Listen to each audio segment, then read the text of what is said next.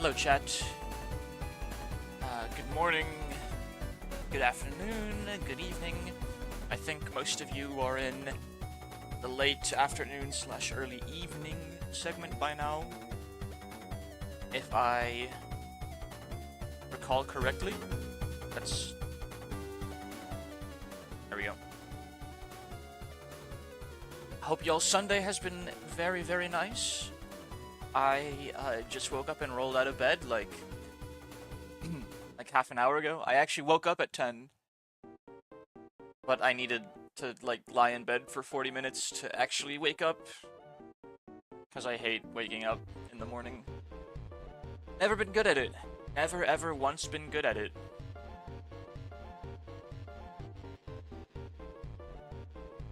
One more point redeem I want to add in. Pull-ups. Morel does a set of 10 pull-ups because I haven't gone to the gym in a week, so I need you guys. I was thinking of just doing as many as I can every hour, but that's not often enough. Now I know you guys have the points to do this. Let's see. Let's make it 200 so that I don't spam with them until I can't do them anymore. Although, honestly, that might be ideal. Here, let me put it on at minimum 3-minute cooldown, and I'm gonna disable it once I can't do any more pull-ups because my back is so sore. I don't know if you guys are gonna actually be like spamming this redeem, but cooldown. Let's see. Redemption cooldown. Let's do 3 minutes. Limit redemptions per stream. Thank you, Jude. I think I can probably do like 200. So like you guys can redeem it like 20 times a stream, I bet. And I'd probably be fine. Just because 10 pull-ups is really, really easy to me. Here, I'll set the redemptions per stream to 15. No. To 25, because that's 250 pull-ups. And I'll let you guys know if, like, your redeem is gonna cost me, like, a lot of time to do because my, like, back is so sore. Here, let me go hit the first 10 of the stream real quick. At Jude's behest. I have a pull-up bar, it's literally, like... My headset is almost long enough to, like, do them with my mic still here. Like, while I'm still wearing my mic. Almost. But, like, I don't want to, like, tug on the cord and yank it out of the PC or anything, so I'm gonna set it down for, like, a couple seconds.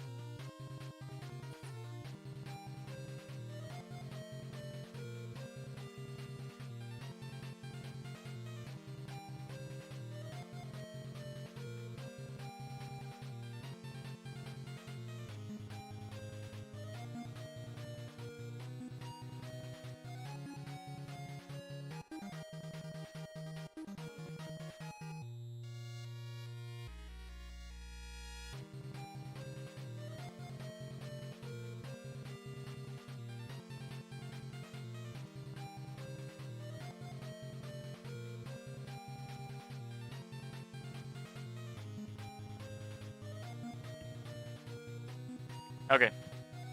The goal is to make myself feel miserable. The goal is to slay the dog piss out of myself, so keep on using that redeem chat, because I haven't been to the gym in a week, and I already hate myself. I hate myself when I don't go to the gym. Here, command, add, pull-ups. I made a pizza burger. That sounds really greasy. I want two.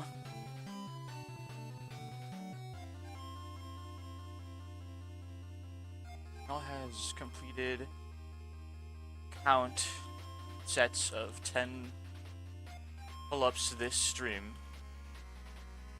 It wasn't really greasy, to be honest.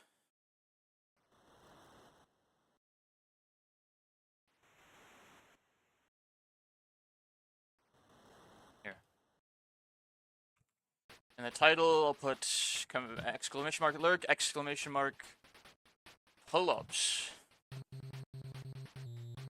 And now I can put the fitness tag, fitness gamer, in my tag section. I have not had breakfast yet. No, I have had what I do have right here to my left-hand side, I have a cup of coffee with milk and sugar in it.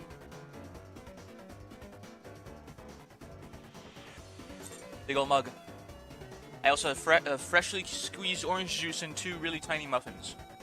Store-bought, so like, not crazy good, but I do like banana nut muffins.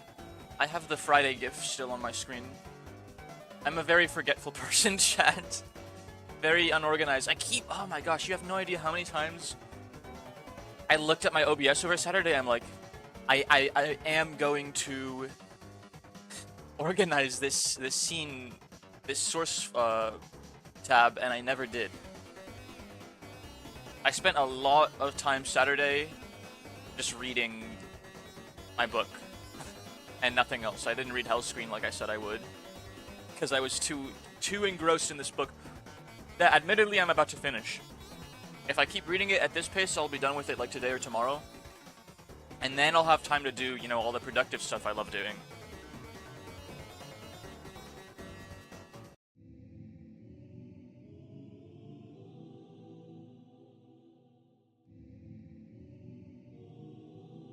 Did you make the pizza and the burger yourself and then you combine it? Explain to me the mechanics of the pizza burger, Endo. I need to know.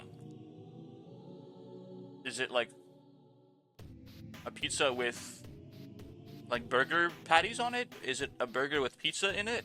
In the sandwich? Or is it like a burger with pizza as the buns? It's a burger constructed like pizza.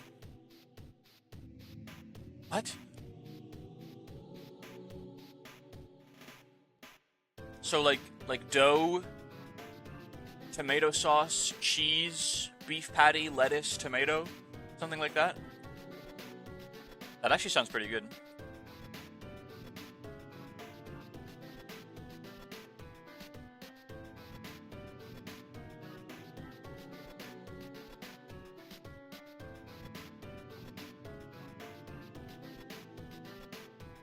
I wish I had more space on my desk to like make a bigger mess. Oh, you know what I haven't done yet?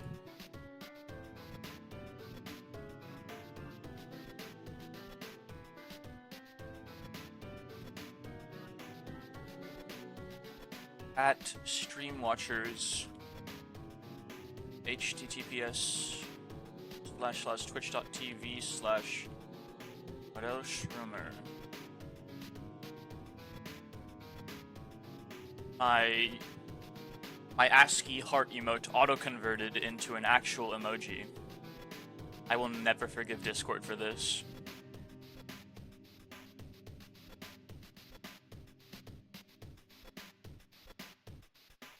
And now I'm ready to first launch Umineko, so that I have, you know, my my stream category isn't wholly inaccurate. Hello, Ali. Thank you for lurking. You are... I can only assume you're still playing Limbus on stream. Okay, let me go return the favor. And thank you for the hydrate.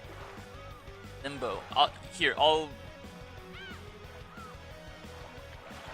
I'll lurk and very, very quickly click off the tab so that I don't see anything. There you go.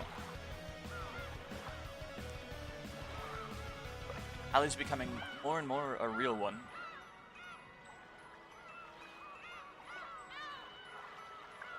Okay. Now that we have... I made marinara sauce. This went on a burger bun with fried chorizo, pepperoni, and mozzarella that I toasted. I then placed a burger patty on top and placed more mozzarella on top, then one more bun. That sounds very calorically heavy. Not bad, it's just, it sounds like a food that would kick my ass. Figuratively, like, it would take me forever to eat that. But it sounds very good. Oh shit, that's me. My bad, chat. I could have sworn I had Do Not Disturb on.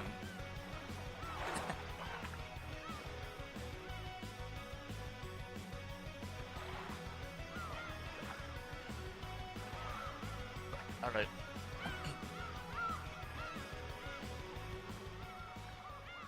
Now I can do the things that I need to do before I actually start the game. It took forever to type because I'm playing Peak. Like literally Peak, or like Peak in all caps, or Peak as in... Figuratively, I think this game is very good. This is an important distinction. The climbing game Peak. Okay, Peak in all caps. What a clever little name for their game. I wonder how long into the development process it took for them to like... Let me make this really tiny. So that I still have Umineko on the screen. Let me actually go into the game too, but...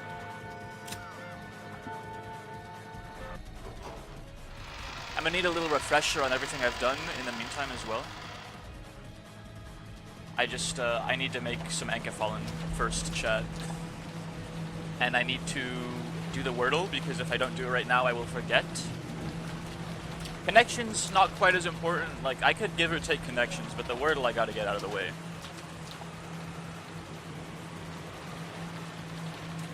Alright, bye, Dilton. Echo is at 8% in my volume mixer, but it's still really loud. I think my system volume increased since the last time I streamed.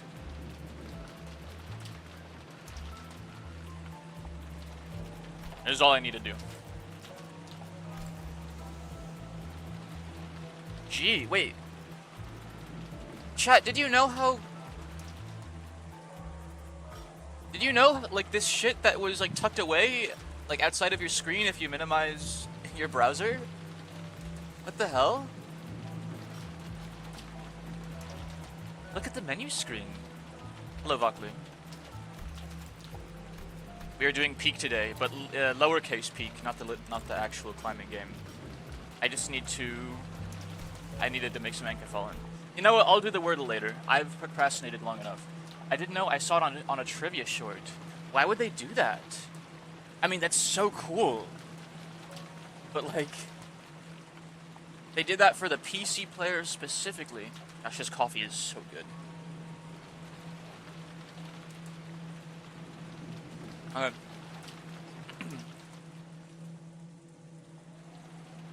I'm gonna be honest, strange fella, I have not put much thought into this game since I last played it. It's been a very long week and a half, I think. Very... you know, jam-packed with emotion and whatnot, so I was dedicating my mental capacity to other things. But we're here. I'm gonna myself a refresher on... So the bigger mysteries haven't been shown yet?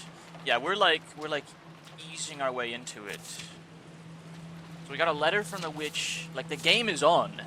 Use the arrow keys to look at previous stuff. I think I can scroll up as well. So the game is officially on. No one is dead yet, but there will be sacrifices every midnight.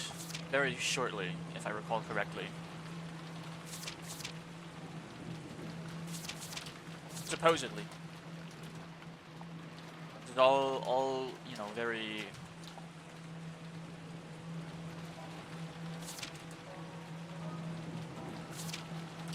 And,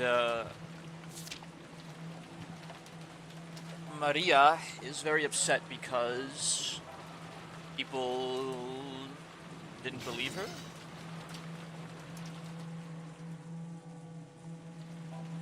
About the witch. Right, we just had the conversation between Battler and his dad's wife, discussing the possibility of the 19th person. This is Kitty and Battler. Yes, correct.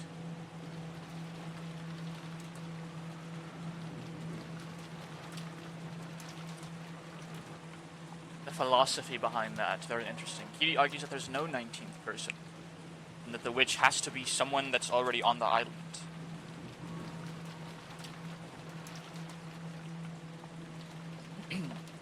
Now in the dim hall in front of the portrait of Beatrice, Maria was sobbing. Ooh. Been a while since I've done these voices. Ooh. Ooh. No one believes I met Beatrice. Ooh. I'm imagining this is almost like the whimpers of a small cat, like ooh, than like actual sobbing. Ooh. Even though I showed them the letter Beatrice gave, they still don't believe. Ooh, oh.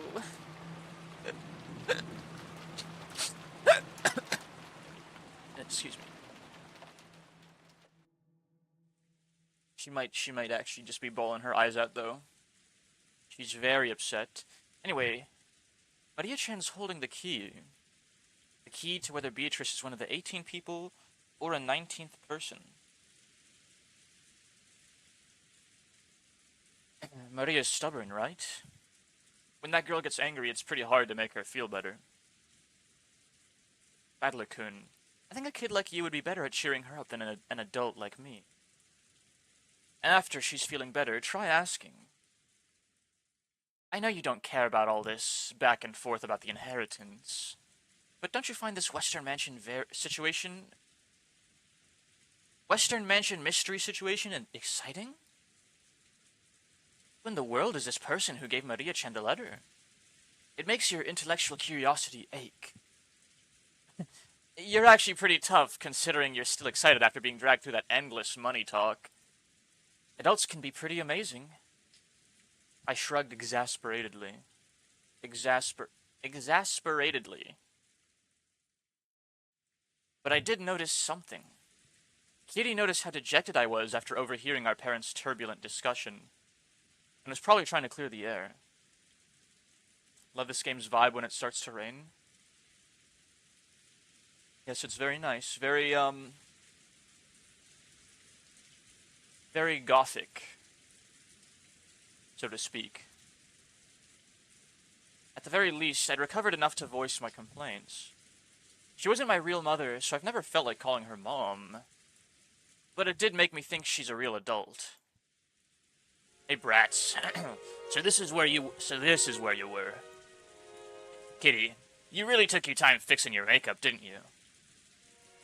Think I'll make a habit of going out to touch up my makeup, too. Sorry? A woman's makeup takes a long time. Tell me about it, dude. So? How has the discussion been without me? Not like she's allowed to talk. Silence, wench! That shit was so funny. I'm sure everything was all peaceful and harmonious, with obvious sarcasm, like, dripping out of his voice. Kitty-san poked a weak spot under my arm with her elbow. We decided to take a break to cool our heads a little. It looks like we'll be at it all night. Makes me wanna cry. His way of talking hadn't changed, but he couldn't completely hide his fatigue. I couldn't say I was sympathetic, but he looked pitiful compared to his normal, energetic self. Still, that rain's just awful. I really don't want to go back to the guest house. It looks like Natsuhi-ne-san set things up so we could spend the night here in the mansion. What'll we do? I've been doing pretty good about my kanji as well, Vakuli. I have... Okay, well, pretty well, like, in relative comparison to, like, how I have been doing for, like, the rest of the year. In that, like, I have, like, actually, like, more than a couple... I have, like, a couple hundred kanji, like, more or less down at this point. I didn't really spend a lot of this, like, last week practicing, but the words are coming to me. And the more kanji I know, the more I can, like, the more puzzle pieces I can put together, and the more I can learn, I think. I read some shit so hard I had a brain fart. I hit 2,400 kanji, though. And the more kanji you know, the easier it gets. Yeah, exactly. That's what I was just, like, thinking. Like, the more kanji I know, like, the more familiar a new kanji will be to me, and, like, I can... A lot of the kanji you can, like, puzzle, like, logic it out. And your brain kind of gets used to it, so it's easier to learn them. Yeah, as you said. Exactly. So we're getting there. I'm gonna commit some more of my brain power to it, starting today. It's so easy. Yes, we'll get there. I think I will, once I finish the book I'm reading, Ender in Exile by Orson Scott Card, I will get started on Hellscreen. What if I read Hellscreen? It's a Japanese book, right? It's a little Japanese novel. I probably couldn't read it yet, but I could, like, look at it in Japanese. see what I can decipher. I really have, like, 200 kanji is not a lot still. I can make very, very simple sentences, and that's about it right now. Start with easier stuff? Yeah. You're right.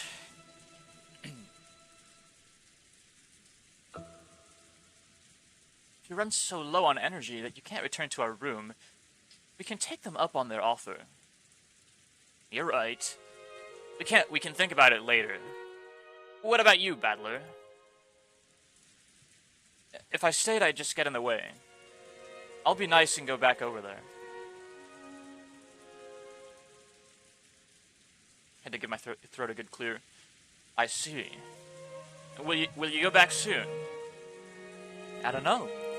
It'd be lonely to head back by myself. I'll gather all the kids and then we'll head out. Okay. You go do that. Also, Battler, you won't be going to sleep that easily tonight, right? Yeah, I'll probably be up talking with the cousins. Sounds like we'll be up all night. Is there a problem with that? I see. If you're still awake when the adults' discussion is over, I want to have a little talk as a family. What? That doesn't sound like you. Apparently Kitty-san was thinking the same thing. What are you talking about? She asked him in a small voice. What are you talking about? It looked like Kitty-san didn't have a clue what Dad meant either. I also want to talk to you about it, Kitty. I'll tell you later, so don't ask now. Please. Oh? I don't know anyone who neglects the concept of family as much as this old bastard. And now he's saying we're gonna have a talk as a family. Both Kitty-san and I couldn't help but get wide-eyed. Don't look so terrified. I'm the one who should be terrified. After all... At that point, he swallowed his words for an instant. Even though putting on airs of importance wasn't much like my dad. Freaking me out, Dad. Everyone in our family's gathered here now, right? Don't make a big deal out of it and spit it out. Long sigh. Tonight, I will probably be killed. Oh shit, I didn't... Tonight, I will probably be killed. There was a huge crash of thunder. Must have been really close. Dad's expression, brightly illuminated by the lightning, was burned into my eyes. Dad's face, which always looked so sure of itself, and which always wore a taunting expression, was strangely frail in a way I couldn't really explain. It was so worn out that he looked like a different person. What? What are you talking about? That doesn't sound like you. I agree. What happened? You look so timid all of a sudden. It's not like you.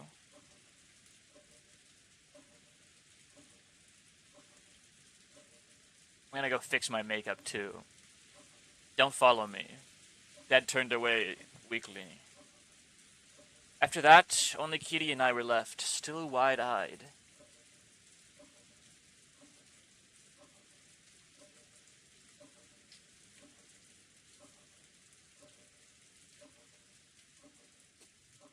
What did he say? What did he say? Tonight he'll be killed? You don't think that mysterious letter scared him, do you? He's been watching too many serial murder movies. Kitty-san didn't answer my light-hearted words, and continued to stare at my dad's disappearing back. Battler-kun, when you told Rudolph-san to spill the beans right away, he left without telling us anything. Even though he said he had something to say to both of us, he didn't answer you. Why? Spin the chessboard around. What do you see? Well, when he said he wanted to talk but then couldn't, that's a contradiction. What? Can you see something by looking from Dad's perspective? Eminem giggle. Yes, I can see something. He wants to talk about something. However, he doesn't have the courage to bring it up. So he actually means chase after me, talk to me, and ask me about it yourself. By saying don't follow me, he actually means the opposite. He actually means follow me and force me to answer. Seriously, what a spoiled brat. What? Can you really see all that reasoning? That's ridiculous. Can great and private police detectives deduce the emotions and feelings between men and women? They can't, right? Figuring out the feelings of the opposite sex is an even more advanced art than exposing the tricks in difficult crime cases. If you ask me, romance novels have much deeper mysteries than masterpiece mystery novels. I see. Is that how it is? I'll stand alongside that spoiled brat. Is she truthing? Is she spitting? I don't know, but she looks like a ballsack, though.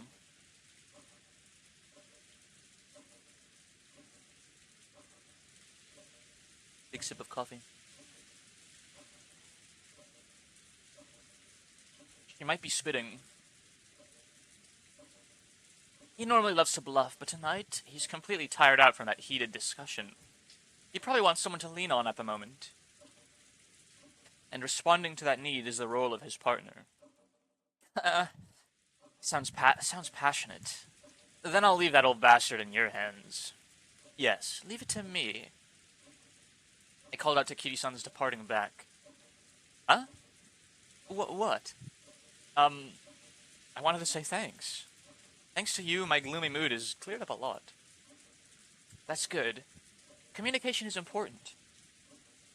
After answering with a wink, Kiri-san followed after Dad.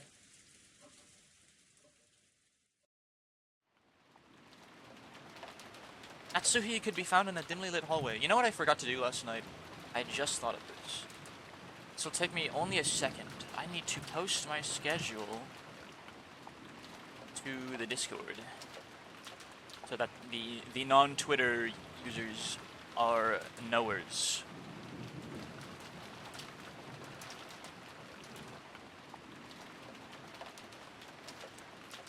Schedule for the Elon haters.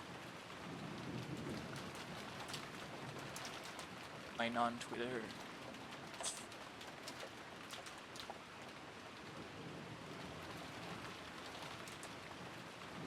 There we go. Onkorus. Natsuhi could be found in a dimly lit hallway. Did you Natsuhi again? She is Krause's wife, right? Yeah. Okay.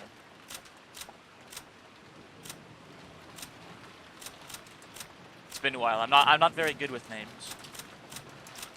Okay. Now and then the thunder would crash, but this had no effect on her expression. She looked completely worn out. The discussion that had just taken place between the relatives in the dining hall was repeating itself inside her mind. Natsuhi, the strict lady with the constant headaches, and alarmingly low ranked because of the way that the Ushiromiya family caste system works. Feels bad for her. Beatrice had proclaimed that in addition to the gold, all of the inheritance and the property of the Ushiromiya family would be given to the person who could solve the riddle. In other words, she planned to undermine the absolute guarantee that Kraus, as the oldest brother, had to succeed the family head. Originally, the other siblings had absolutely no chance to inherit the headship. To them, this proposal by Beatrice was extremely desirable. It was obvious that they would accept it. There was no need to play some clumsy detective game. Natsuhi knew that this so-called 19th person, Beatrice, couldn't exist. Naturally, Beatrice was nothing more than a fictional character used to pass a message that Kinzo had written himself. As proof, Kinzo had remained stubbornly neutral as to the letter's authenticity. He was completely ignoring these reckless claims that he shouldn't be able to ignore, that he had given up the head's ring. In short, Kinzo had wordlessly admitted that the letter held his own message. Most likely, one of the servants had given Maria the letter. Kinzo had probably worked out an elaborate plan, with a dress from the portrait prepared. She's cool though? Yeah. And someone, probably Shannon, would be made to wear it and deliver the letter and the umbrella. By doing that, he could make it seem like the witch from the portrait actually existed. Now, if anything, that alone was proof that Kinzo was behind all this.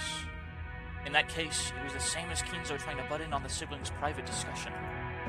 Then Kinzo, by announcing that he'd give everything to the person who solved the riddle, would weaken Krause's overwhelming advantage. Now it was certain. Kinzo had eavesdropped on the siblings' discussion in the parlor earlier that day. So he had known how Kraus had staved off the attack by the other three, and to make the scales of the battle go back into balance, he had sent out this strange letter which benefited Kraus's rivals.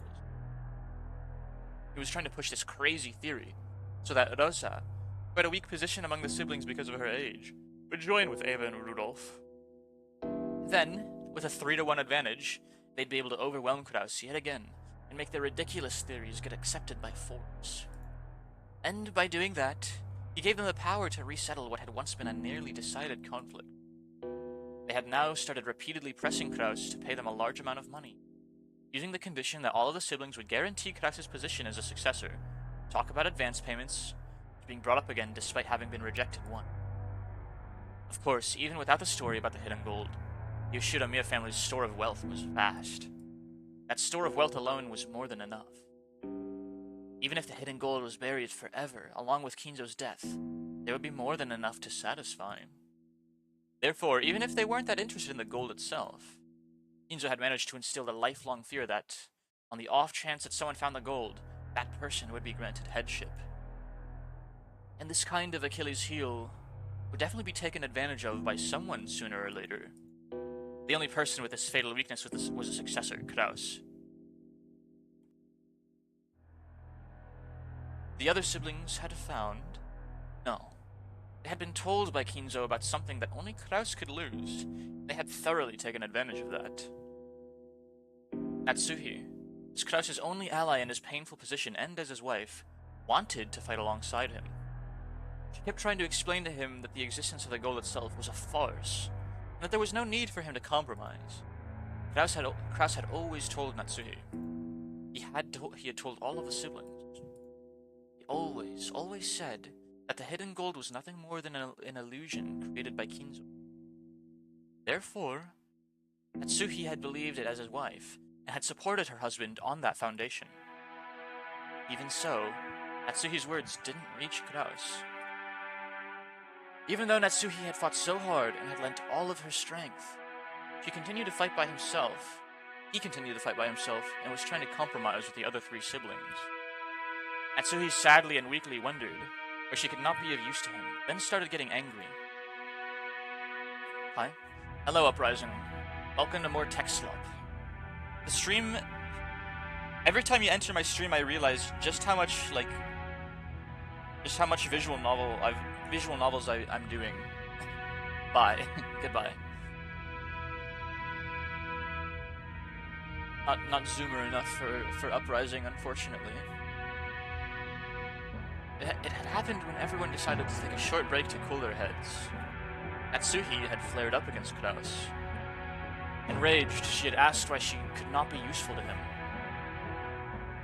He had then told her that he wanted to talk about something, and invited her into a room that she was normally not allowed to enter. That room had been sealed with a heavy-looking padlock, and just looking at it had given her an uncomfortable feeling.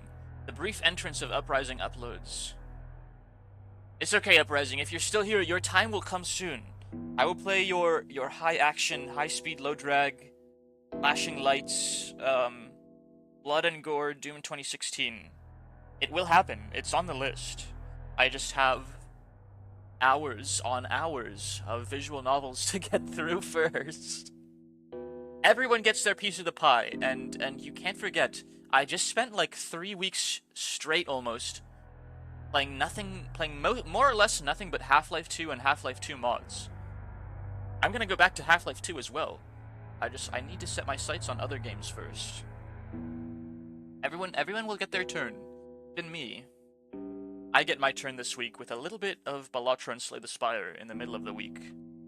Just one day for both the card games I want to play. And then everything else is pretty much... I mean, I guess... So, like, I love Limbus. Limbus is the really convenient game. Because I love Limbus, and also, like... Almost all my viewers love Limbus. So, it's kind of a win-win when I get to stream Limbus, which is why I do it so much. Usually at least 2 days a week.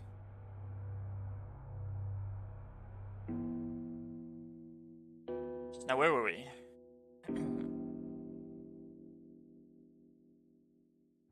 He then told her that he wanted to talk about something, and invited her into a room that she was normally not allowed to enter. That room had been sealed with a heavy-looking padlock, and just looking at it had given her an uncomfortable feeling.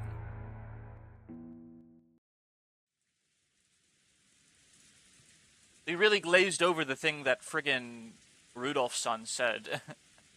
There's no need for you to worry about anything said by those three, or even this suspicious person who calls herself Beatrice. After all, it's for you to think about. The gold is just a ruse created by Father. I think I like giving Natsuhi-Nissan this voice that really stresses the consonants. Why'd he be saying all that? Exactly. There's no way something like that could be found. Yes, I like the stressing of the consonants with Natsuhi-san's voice. Your position as a successor is a solid fact. What are you afraid of?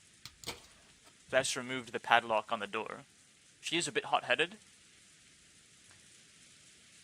I'm using back into the voices easier than I thought it would, since it's been almost 2 weeks. He then motioned for Natsuhi to enter. Enter. What is this? There's something I want you to see. I've never shown you this before. Kraus the snake oil salesman. Natsuhi timidly opened the door with a dubious expression on her face. It was pitch black. She searched for a switch to turn on the lights, but since this was her first time in the room, she didn't know where it was. Kraus entered behind her, pushing her in, and when he closed the door before turning on the lights, the two were swallowed up by the darkness.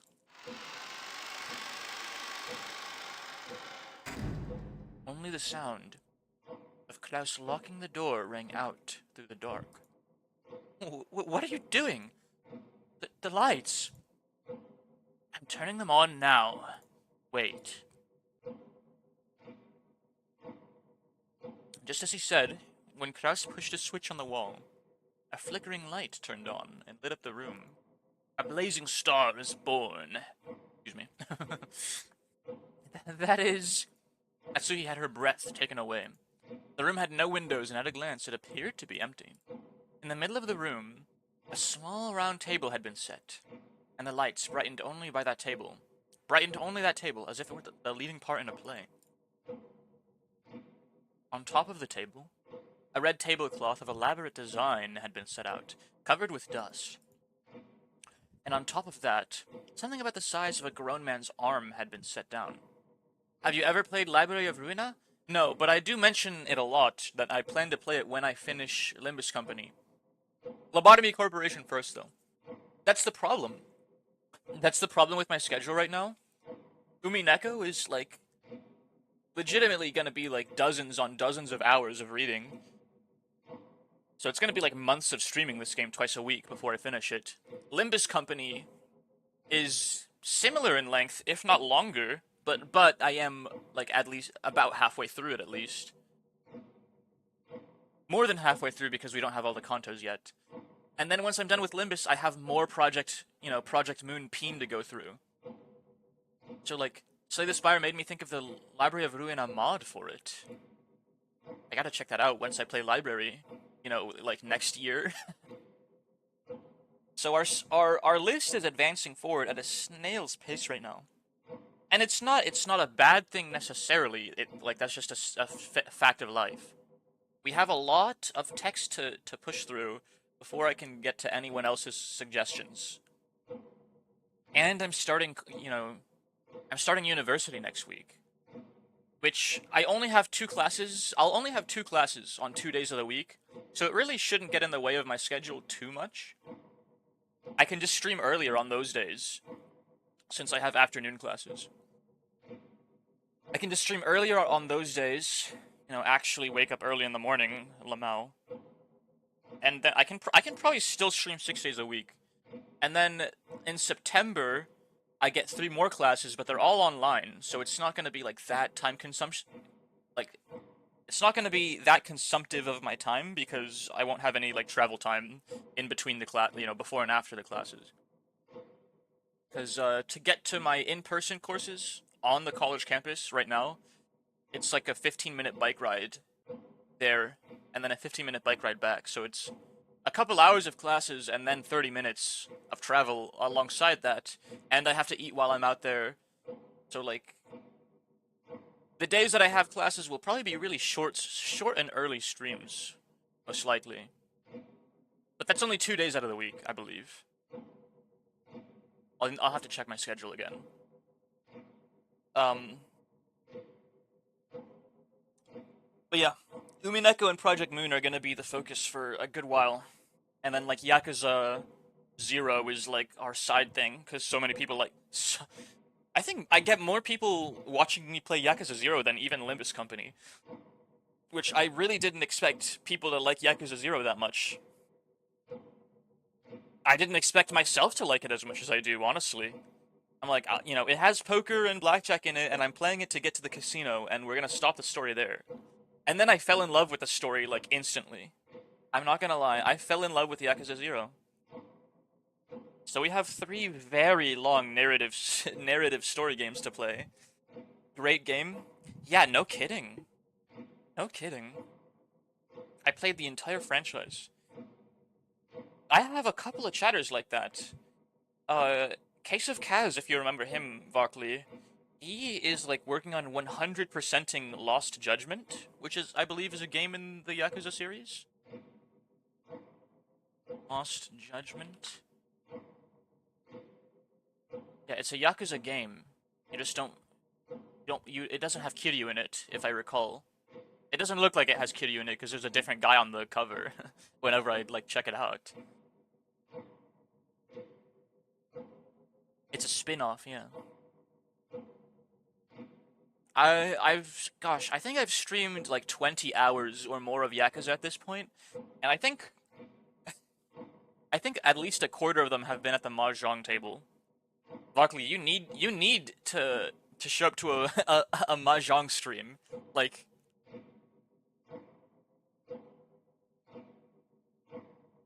my chat is never more active than when I'm playing mahjong. I need to learn mahjong first, lol. Dude, you learn it by playing. It's actually like, it's like low skill floor, high skill ceiling. Well, it's like low knowledge floor, high knowledge ceiling. I don't know how much skill exactly goes into mahjong. Gambling is always great. Seems to be a memorization thing? Yeah, exactly. That's why I corrected myself.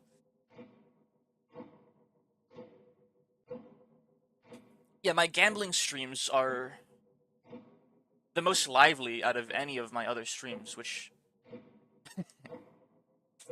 tells me that my chat loves to watch me struggle, because my gambling streams are always a long, like, 6-hour struggle bus. I was playing poker. Oh my gosh, guys, I need to tell you about me playing poker while I was on vacation. So, I was at the beach with 3 friends, and one guy brought his poker set. And we had like a little poker night. We weren't playing for cash or anything. We just had chips. He had, he just has a poker set with chips, and we all had a set amount of chips we started with. Like, no cash was involved, so it was like a zero risk poker game. This guy was getting mad at me for raising preflop. Like, and he's a great guy. I love him, but like, he was just getting mad at me for playing poker. Like, he was getting ticked off. Like, bro, why are you raising pre-flop? I said, like, because that's how you play poker. Like, I think my hand is good, so I'm gonna raise. And like, we had the rules all jumbled up. So like, I looked at the rule book, the way turn order goes. Because honestly, I didn't even know like turn order and like position and stuff like that. He was trying to train against you? No, he just didn't know how poker worked. Because I pulled up the rules of poker on my phone. Because we weren't sure, like, how small blind, big blind worked. Like, I've never actually played poker in person. I just watch, like, poker on YouTube Shorts. And poker's never explained on YouTube Shorts. Like, people just jump right into the action. And, like, the poker YouTubers just say terms that they expect people to know. So, like, as much poker as, like, I've watched, I still didn't really know how it worked. And I'm like, guys, this can't be right. So I googled, like, the poker rules.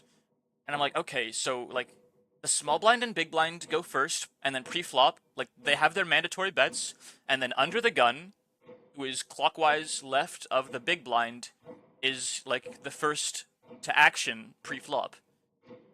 And then post-flop, the small blind is first to action. And something about this was like legitimately making him lose his mind. He's like, bro, why don't we just play? I'm like, dude, these rules are not that complicated. Like, I just want to play poker the right way because, like, the rules are there to make the game work properly.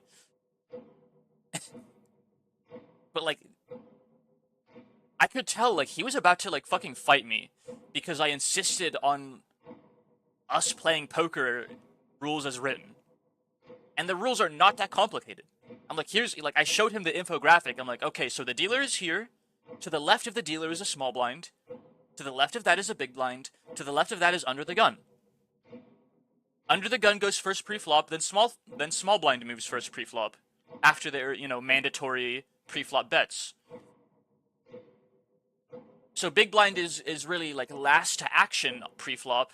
And then the button, who is also the dealer, is last to action post-flop. But, like, something about that did not click in his head. And he wanted to fight me. Legitimately. We even stopped playing poker after a while, because I kept on winning.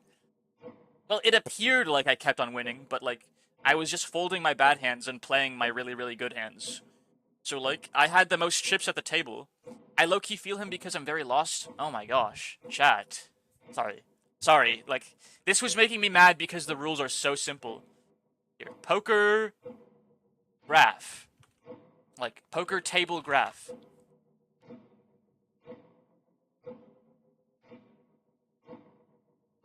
Who moves first?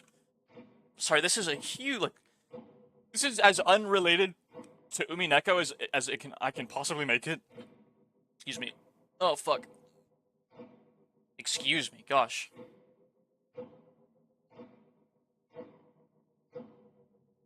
This is as unrelated to Umineko as I can possibly make it, but, like, I never realized poker theory was... It's not deep!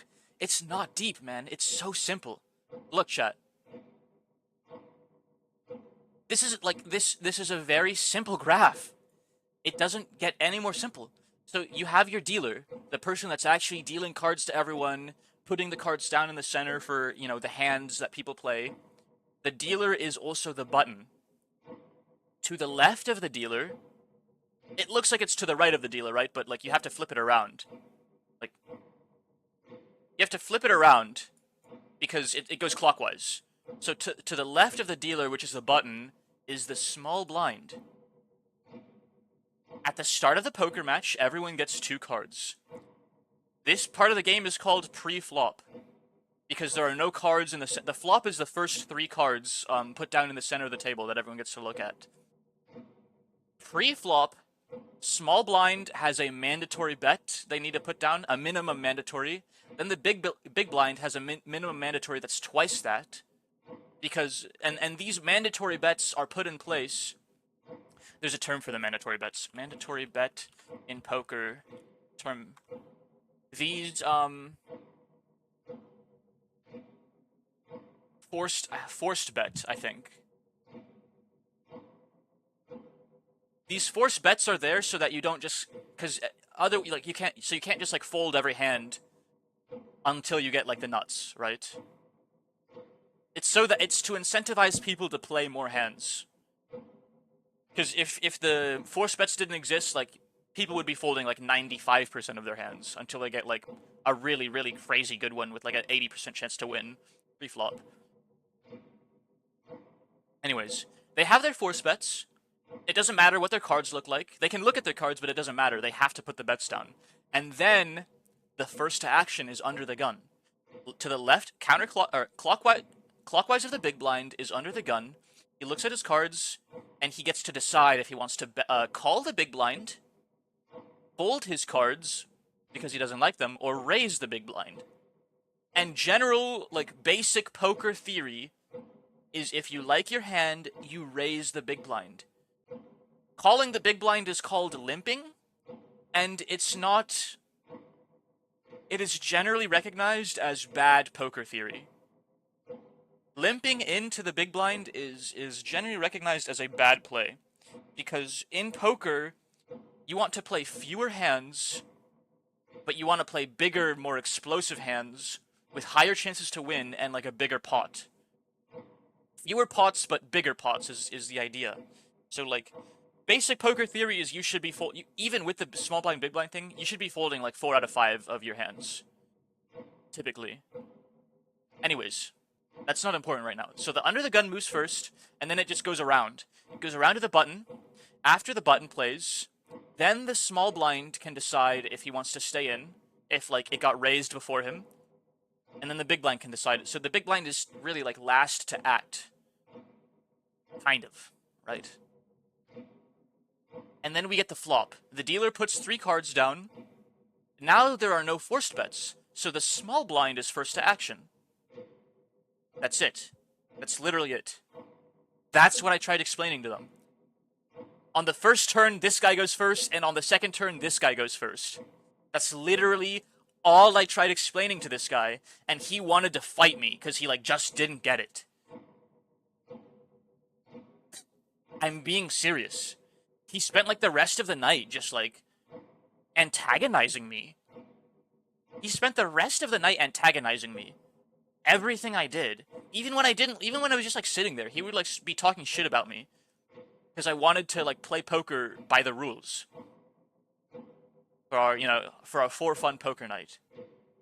How long did that take me to explain to you guys? Like, you guys get it now, right? That was like 5 minutes, and I went into another tangent while I was explaining it. Like, I couldn't help myself but talk about like slightly deeper poker theory while just talking about like basic positioning. Not even theory, just like the basic positioning rules. Even without gambling, poker ruins friendships. The game of the devil. No, man, he's chill with me. He's chill. He's a really chill guy. But like, I don't know. He something about me like wanting to play by the rules. He lost his mind that night. And then my mood got worse because obviously like I can't. I'm not a perfect person. Like, if someone's fucking antagonizing me all night while I'm trying to have a good time, like, I'm still gonna, like, at least subconsciously get a little ticked off. And I was going through, like, a lot of other shit at the time, too, so, like, my mood was very volatile in general. Like, I'm not blaming him for that, but, like, I was still kind of grieving, you know? Like, fuck. I thought something really bad had happened at the time. But anyways...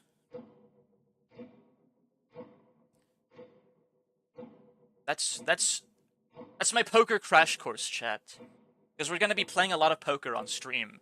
Except the poker in Yakuza sucks. The poker in Yakuza freaking sucks, because I can't like raise big. You can only raise in like increments of 1, and it's just poker against AI. Like, I feel like poker and Mahjong, both of those games probably benefit a lot more from like playing against real people. But something about the poker in Yakuza just really sucks anyways. Like, you can't raise big, you can only raise an increment, like in a specific increment no matter what. It's weird, And so it takes forever, because like, if the AI has a really good hand, or if the AI wants to bluff, instead of just raising like 2 times the pot size, it has to raise like 10 times in a row. Because you can't just raise 100. You have to raise 10 chips 10 times.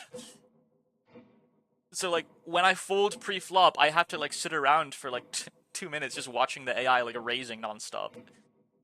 Which I guess isn't too dissimilar from a real poker game where folding pre-flop would make me have to watch the real guys play for a while, but, like, at least if they like their hands, they can just, like, jam all in. You can't go all in Yakuza.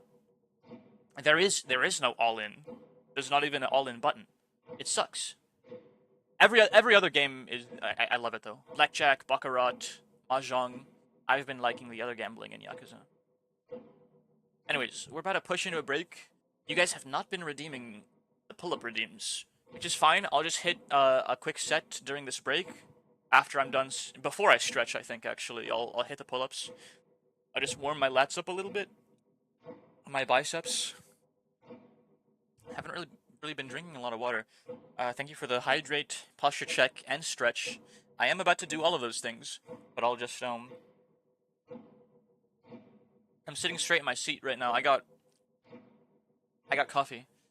Thank you for the pull-ups. I'll just, because I was about to hit a set of 10 anyways, I will hit 2 sets of 10 in the next 3 minutes once the ads start playing.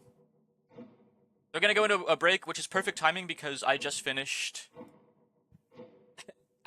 my poker tangent.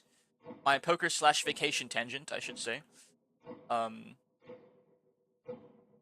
Sorry, this was bugging. Like, this was legitimately bugging me for a while. Like, I'm not crazy, right? Like, these are really simple and easy to follow rules that he just wasn't getting.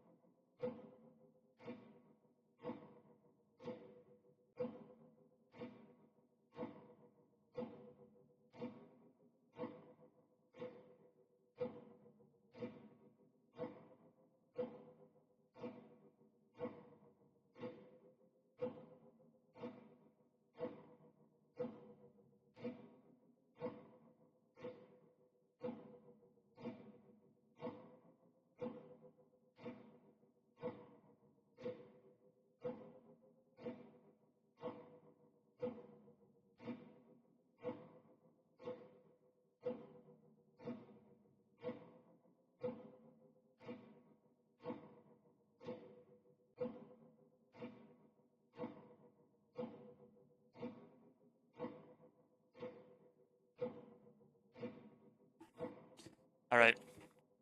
Hope I didn't keep you guys waiting too much. It was, gosh, my calves are tight. So you know I haven't been to the gym in a while because the pull-ups are already getting a little difficult for me on my third set for the day. Which is not... Hello. Thank you for the pull-up redeem again. I will get to those very shortly.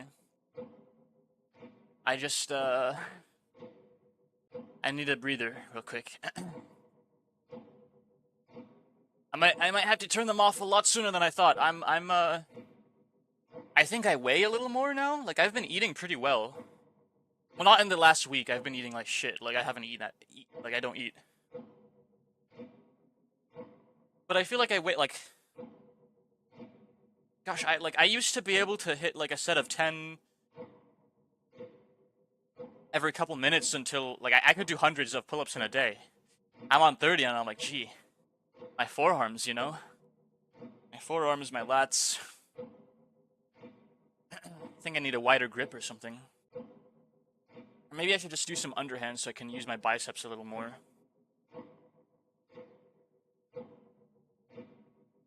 Give me like 30 more seconds and I'll do more. I'll hit this next 10. Alright, let's get that friggin' shit out of the way.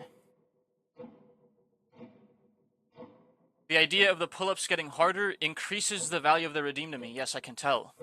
I can tell because you redeemed it immediately after I came back to my chair, heaving and breathing. I overestimated myself, actually.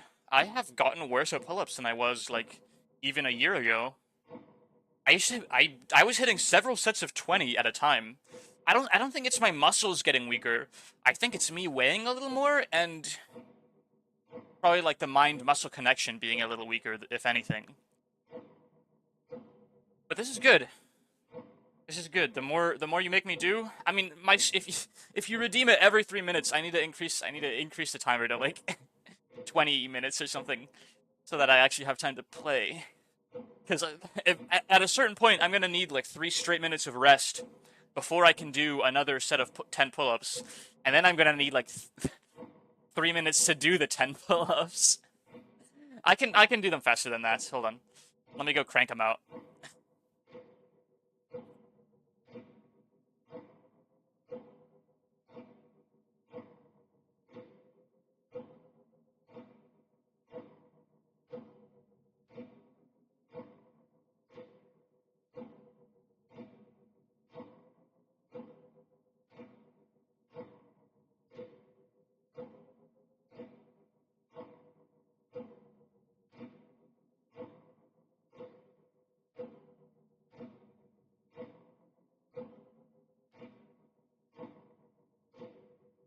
Alright, I've decided the cooldown. No, I need to challenge myself a little bit. It won't go up until like I really get like tuckered out. My heart's beating really hard though. Can't believe how weak I just feel after like a week and a half of not going to the gym. Alright. And where were we? Pretty pivotal moment, it seems, or like at least an important one. I also got a new mug of coffee here. Very nice. And I haven't even finished my first mug, but more coffee is good.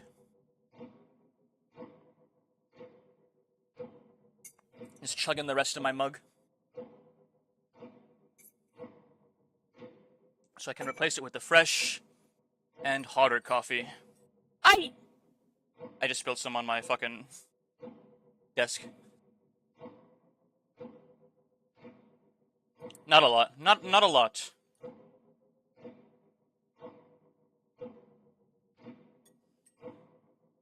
Oops, yeah. It's fine, I have napkins right here. It's fine, chat, it's fine. Your streamer's a bit of a klutz. Just a bit. And we're good. Now, the table. The table. On top of the table, a red tablecloth of elaborate design had been set out, covered with dust, and on top of that, something about the size of a grown man's arm had been set down. That something took Natsuhi's breath away. Da da da da da. Da da da. Holy shit. It's a gold ingot of incredible purity. Without this, no one would have believed in the legend of the gold. It was an ingot of solid gold. Even in the faint light, it sparkled with a noble and dignified glint.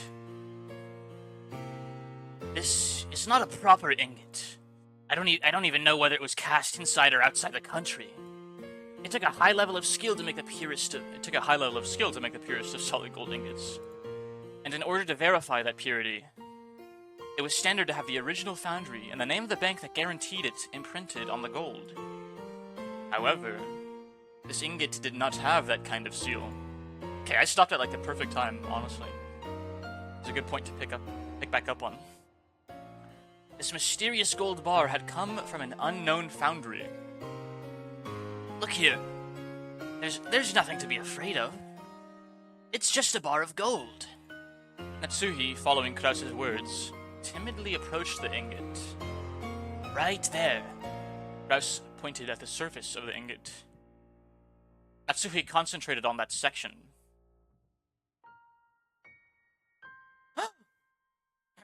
Exclamation. Right there was a thin imprint of the one-winged eagle crest. Natsuhi's breath was taken away once again. That's right. This is the legendary ingot that Father said he'd received from the witch, that the president of Marusu witnessed and was allowed to select at random to take back with him. That gained the trust of the fixers in the business world. Hager, I had to use all possible means to find it. Shishige. I found it before the other siblings could. How could... Then... The legend of Father's gold is...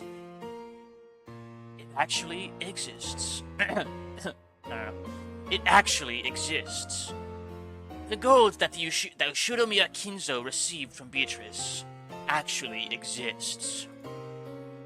Impossible? So it really does exist. Natsuhi was shocked. Faust had always said that Kinzo's gold was just a fabrication. So she had believed it as his wife.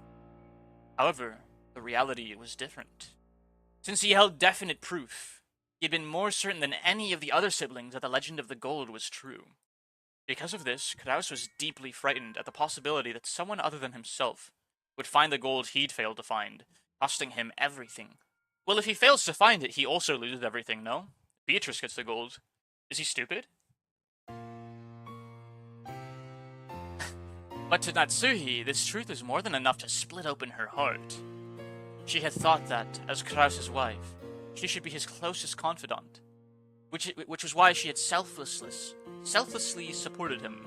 If they believe in the letter to start with, yes, that's right. And yet, he had hid this fact from her until today. Why? Because he benefits from its appearing as true as possible. Have I been so undeserving of your trust? That has never been my intention. There was simply no need to tell you. Is that all a wife means to you? Calm down. Becoming passionate easily is one of your bad habits. You're the one who's making me like that, aren't you? I've been supporting you as a wife ever since I married into this family. For your sake, I threw away the family I was born into, and I've been offering up my heart and my body to serve you. And in return, this is what I get? How could you? Excuse me. Not my best work. Klaus grimaced, looking annoyed. This is all effectively a cold reading for me, so like it's never gonna be my best work.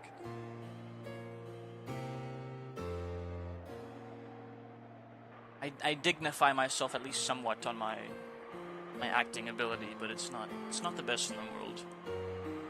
His expression effectively communicated how much he disliked this part of Natsuhi, even if he didn't say it out loud. It doesn't look like I will be of any use to you anymore. That's fine. I can resolve the troubles of the siblings myself. I don't need your help. That's wrong!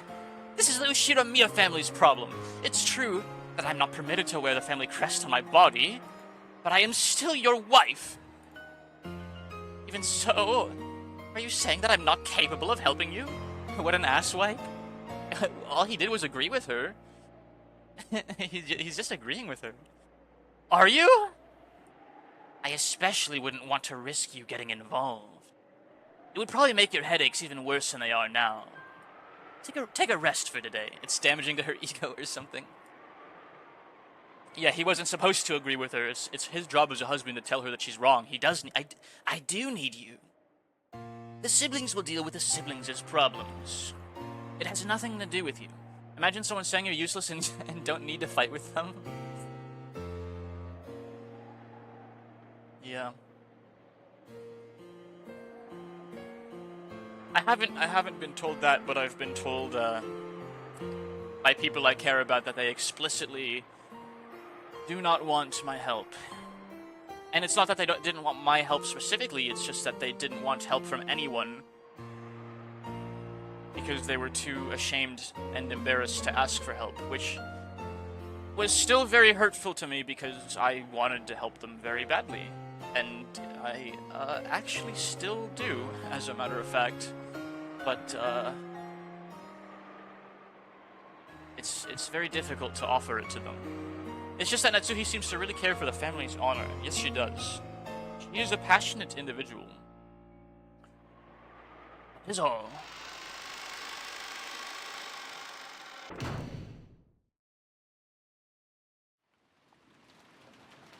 The piano went crazy hard, by the way.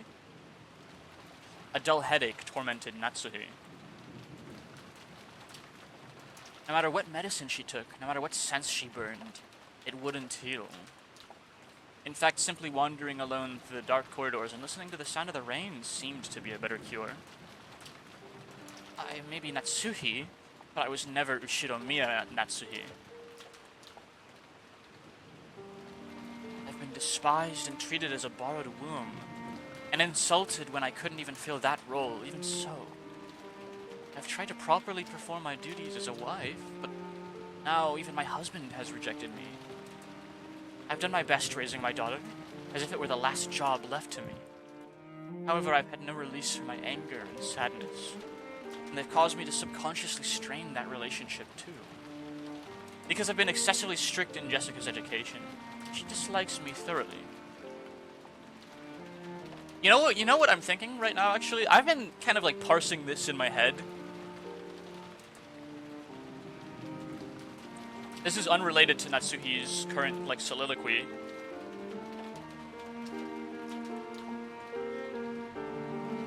I feel like...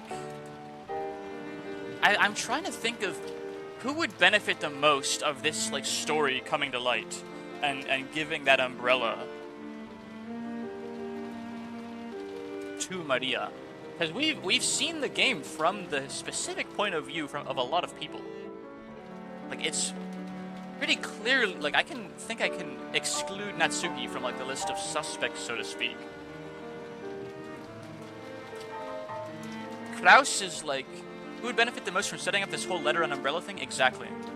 In a more concise and brief manner of speaking, yes, that's exactly what I was trying to say.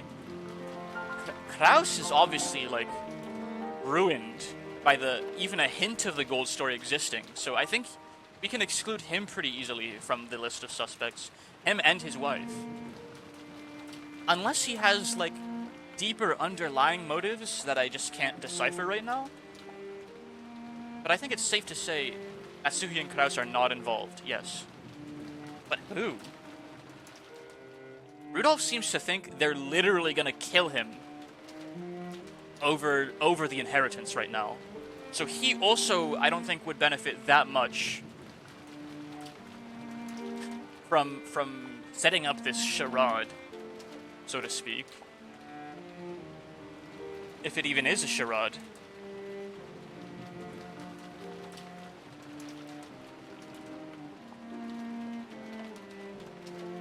I get the feeling right now, as it stands, I get the feeling that Eva is, like, suspect numero uno.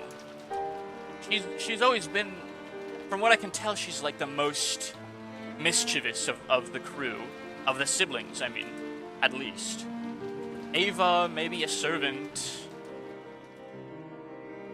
But no, because all of the servants are, like, very, very loyal to Kinzo, so they're kind of just, like, going along with him. Ava, Uncle Hideyoshi, maybe Kiri, maybe. It could have also just been Kinzo. True, we don't really see a lot from his perspective.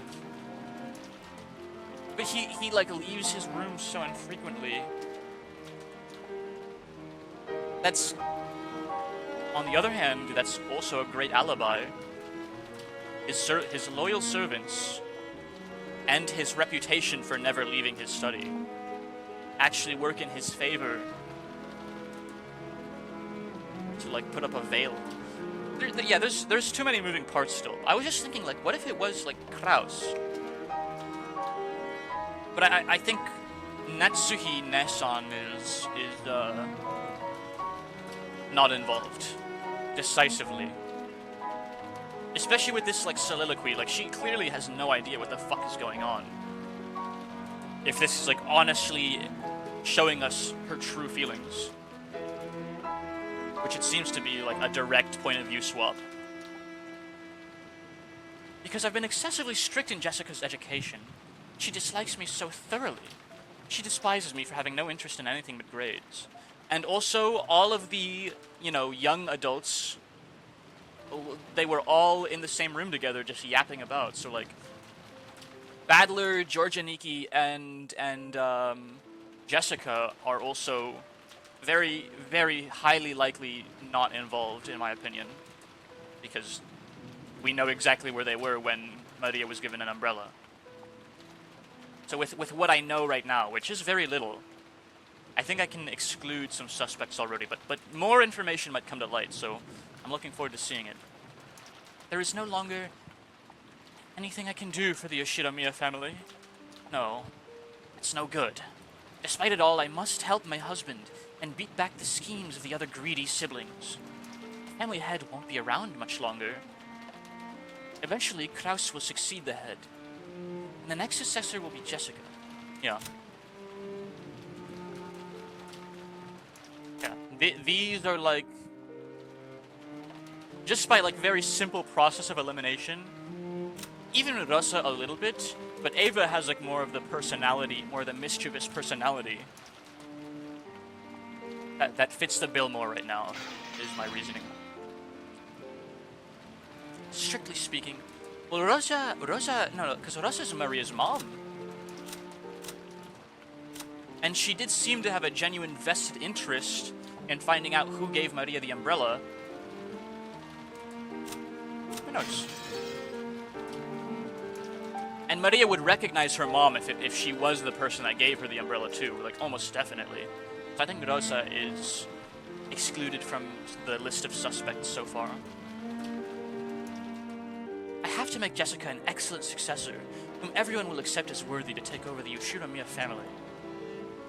In the days to come, that greedy Yoshiromiya Eva will probably be plotting to find some fault with the main family. Yeah. Also, she doesn't like Natsuhi, so she has the most to gain from Natsuhi falling from grace as well, because they obviously, like, don't get along less than anyone else in the house. And if all goes as she plans, Jessica will be dragged down from the succession, with George set up in her place. It is regrettable, but George is a man, and even more, has matured as a person. Compared to Jessica, who is right in the middle of her rebellious period, and whose grades are slightly below average, it can be seen at a glance who is more fit to succeed the head. So in order to secure Jessica's position, I need to turn her into an excellent person.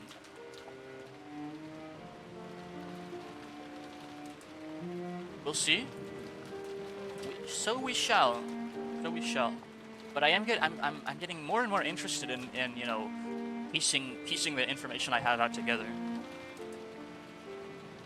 After doing that, I want to find her an excellent husband worthy of the excellent person she will have become. A wonderful man who will truly accept Jessica and stay with her through all of life's joys and sorrows. Is Natsuhi trying to entrust her daughter with fulfilling some desire of her own? Natsuhi thought back to the days when she had no choice but to marry into the Yoshiromiya family because of that unavoidable fate. She had tried to block that from her memory.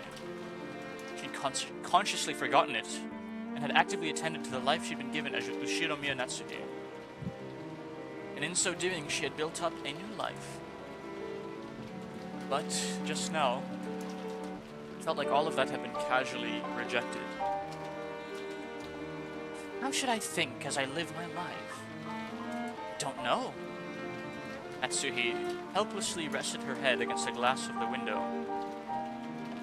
The glass, which was cool thanks to the raindrops beating against it, felt somehow refreshing. Even though it should have been emotionless, right then it seemed to be the only thing that could understand Natsuki. At that point, even if someone had appeared, Natsuki didn't intend to pay any attention to them. But she did pay attention, because it was her beloved daughter. Hello, Jessica. Oh, it's you, Mom. What the heck are you doing in a place like this? Thought you were a ghost. Just like always, her words were rough, and not at all like a girl's.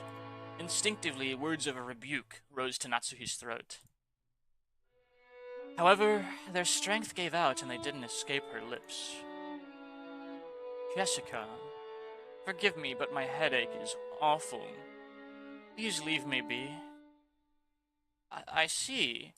Jessica was seeing her mother in a position of feebleness for the first time. She was considerably disconcerted. Until just now, she'd been filled with contempt for all of the parents, including her mother. But now those feelings had been completely swept away. Mother's utterly exhausted face had wiped them all out. In its place, the words George had told her floated back up in her mind. Our parents are doing their best in their own way. And because their families are counting on them, they can't afford to keep everything pleasant, and have a heavy responsibility to fight. Maybe her mother had been standing around in this dimly lit hallway, because no one had tried to understand that part of her. Jessica hated her mother. So she had no intention of speaking kindly to Natsuki just because she was looking a bit frail. So when she attempted to speak kindly to her mother anyway, she had to clench her fists and gather up the words from deep in her heart. It sounds like you've really got your hands full with that meeting thing. It has nothing to do with you. Please go somewhere else. Is your headache bad? Should I get some medicine? You don't have to trouble yourself. Please, leave me alone. Natsuhi wasn't being cold. He just wanted her daughter to go far away so she wouldn't have to bump against Natsuhi's own short temper. But there was no chance that Jessica would realize this. Oh, okay. Jessica hung her head, looking sad. Thank you for the hydrate, Ellie. I hope your stream's going well if you can hear me.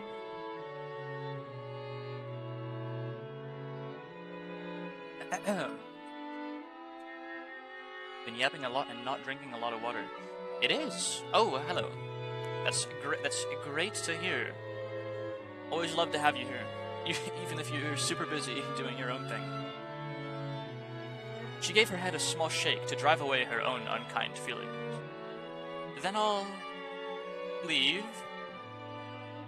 I'll be with the other cousins, so I don't get in the way of the adults. How's your stream going? Very, very good. We've had some good chatting, some good reading.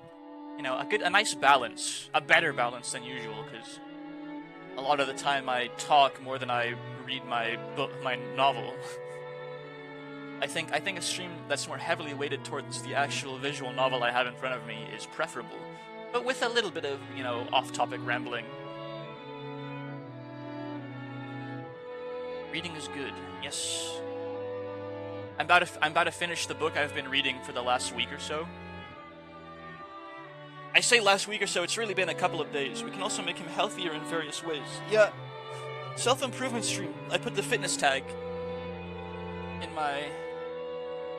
I put a care package redeem in, so you can make me hydrate, check my posture, and stretch all in one, for a slight discount. And I put a pull-ups redeem. Any day I don't plan on going to the gym, I'm going to have something like that.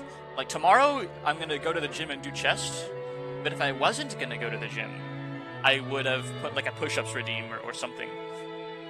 I really need to get like a set of bars that let me do dips at home, because dips are way better than push-ups for me. Value pack care package. That's right, that's what I called it. That is hydrate, posture check, and stretch all in one. And you know what? I am straight-backed, but I am going to stand up a little bit and stretch my calves out, which are super... Excuse me. Super tight. And drink a little bit more water. We save 50 points on the value pack, compared to redeeming all three at once. Correct.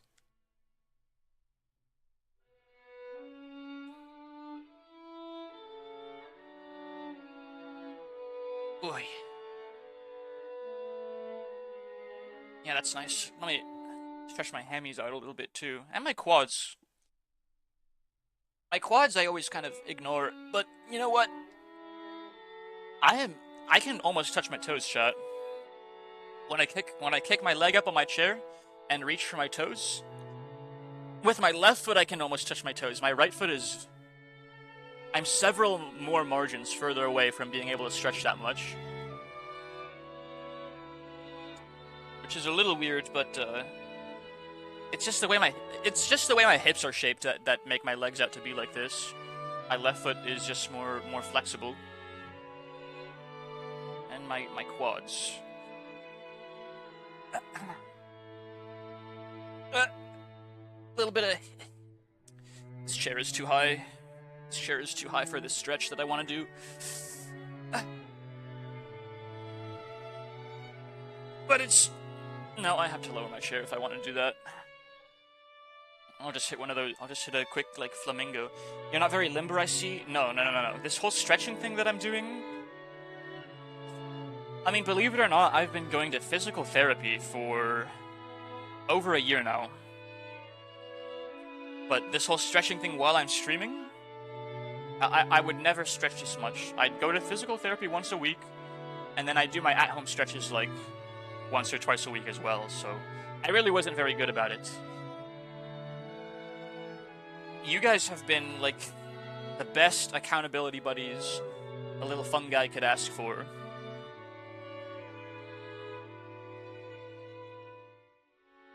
I think that's what I'm taking to calling myself. It's super, you know... I've been avoiding it because it's super on the nose and, like, low-hanging fruit. Like, haha, you know, fun guy. But, it rolls off the tongue way too well. Like, it just fits too well.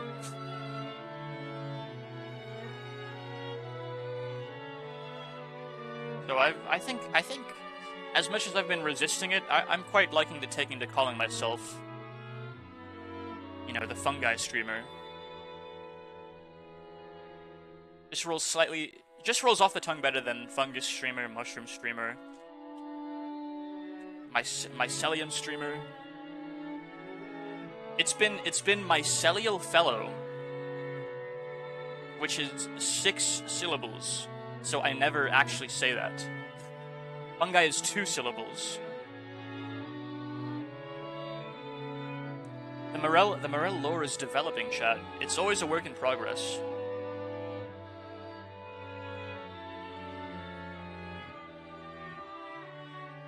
Alright, I'm done stretching. I'm just, like, eating some vitamins right now. Where'd my water go? Oh, I put it down on the ground. I'm gonna need to refill my cup, like, right now. Right here, right now. Oh. While I'm here, let me just go get some water real quick, chat.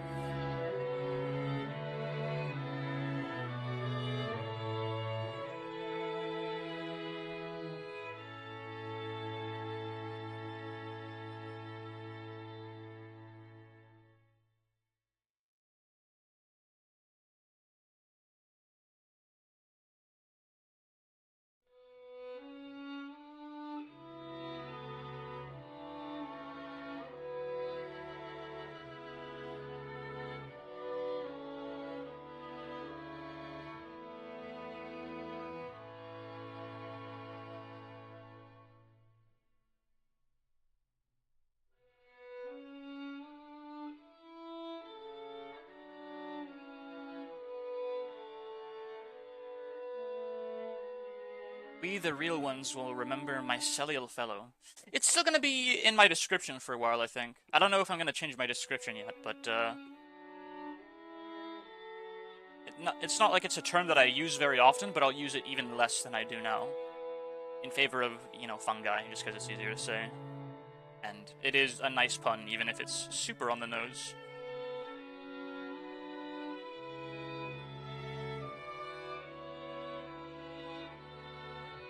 The founders, so to speak. I can't believe you don't have the founder Oh, your sub was gifted to you, wasn't it, Ando?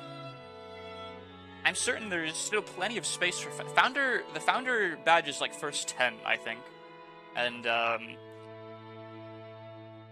there's Ain, Yopskin, and Panorobak, my Fumfi. But there's still 7 slots for the founder badge, if I recall correctly. Humble little upstart streamer. Oh, my latest Chen post is popping off on Twitter. Hell yeah. I got this from Ain. Yeah, she gifted me like freaking 15 subs a couple of weeks ago. Oh, Ain.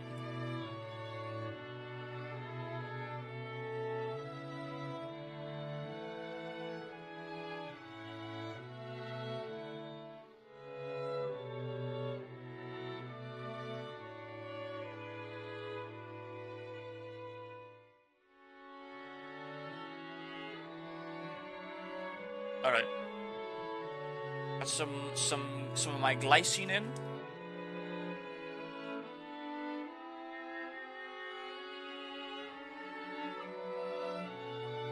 Gonna eat some multivitamins as well. Real quick. Maybe dry scoop some collagen. Oh, that sounds so disgusting.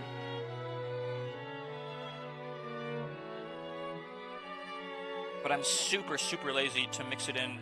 You know, I have some OJ here. I have some freshly squeezed OJ. I could mix in like half a scoop, since I have spoons here at my desk already from the coffee.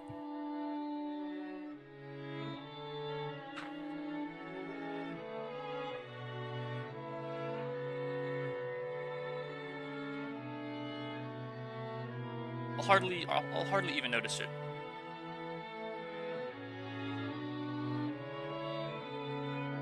All right. That stretch break turned into a long self-care break that I took upon myself. You know what?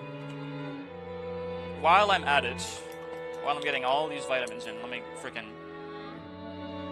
get a scoop of creatine in my mouth as well. Biohacking chat. With all these supplements, healthy eating, and regular, consistent lifting, I intend to look like I'm 30 years old when I'm 60, at least. That's the goal, at least.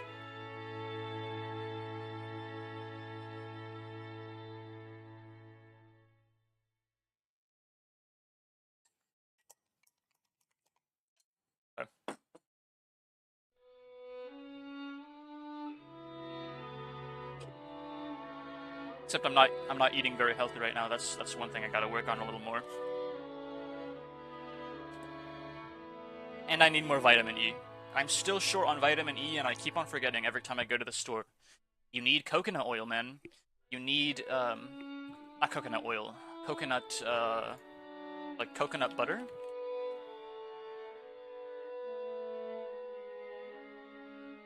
No, coconut oil. Which is very difficult to force down. Not because of the taste, but the texture is like so miserable.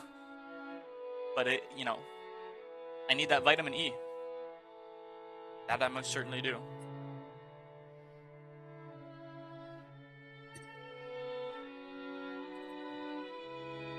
Okay. We're good. Back to the reading. Then I'll leave. I'll be with the other cousins, so I don't get in the way of the adults. You're doing it wrong.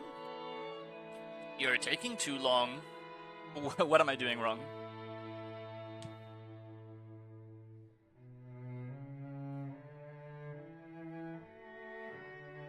Pete pilling myself? Wait there. She called Jessica, who was trying to leave and looked lonely, to a stop. What? Why would you just eat the oil straight? Because it's convenient. It's convenient like that.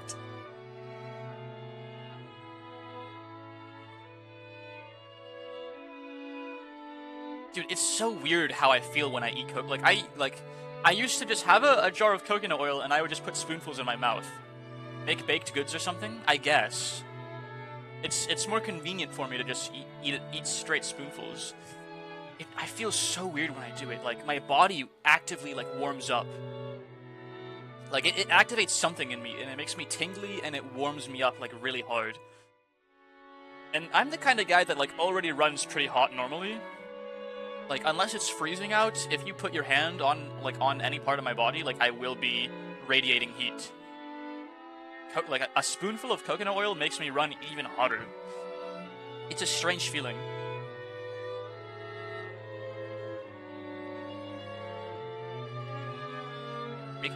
Make baked goods or something. Yeah, I could do that if I wanted to, like, hate my life less. I sweat during winter too, yeah. I mean, like, during winter time, if I'm, like, at my chair for too long, my hands and feet will start to get really, really cold, but, like, the fastest metabolism in the world isn't gonna keep you heated up when you're stationary for, like, several hours straight. Probably if it's weird, you'd think someone that lives in, like, that spent a lot of his life living in, like, a, temperate / very warm and humid environment would run a little colder. But no, like, my body is a furnace most of the year. I have a very high body temp no matter what. Yeah, my body temp is high, but, like, my hands and feet will get cold in the winter when I'm at my chair. I hate it. I hate the cold so much, it's insane. I think it's something about the fact that I usually run hot that, like, I don't know, cold feels a little worse to me. Like, it's more of a shock to my system, so to speak. I hate the heat and love the cold. I'm the complete opposite. I would much rather be sweating than shivering. Like, 99% of the time, I can't stand the cold.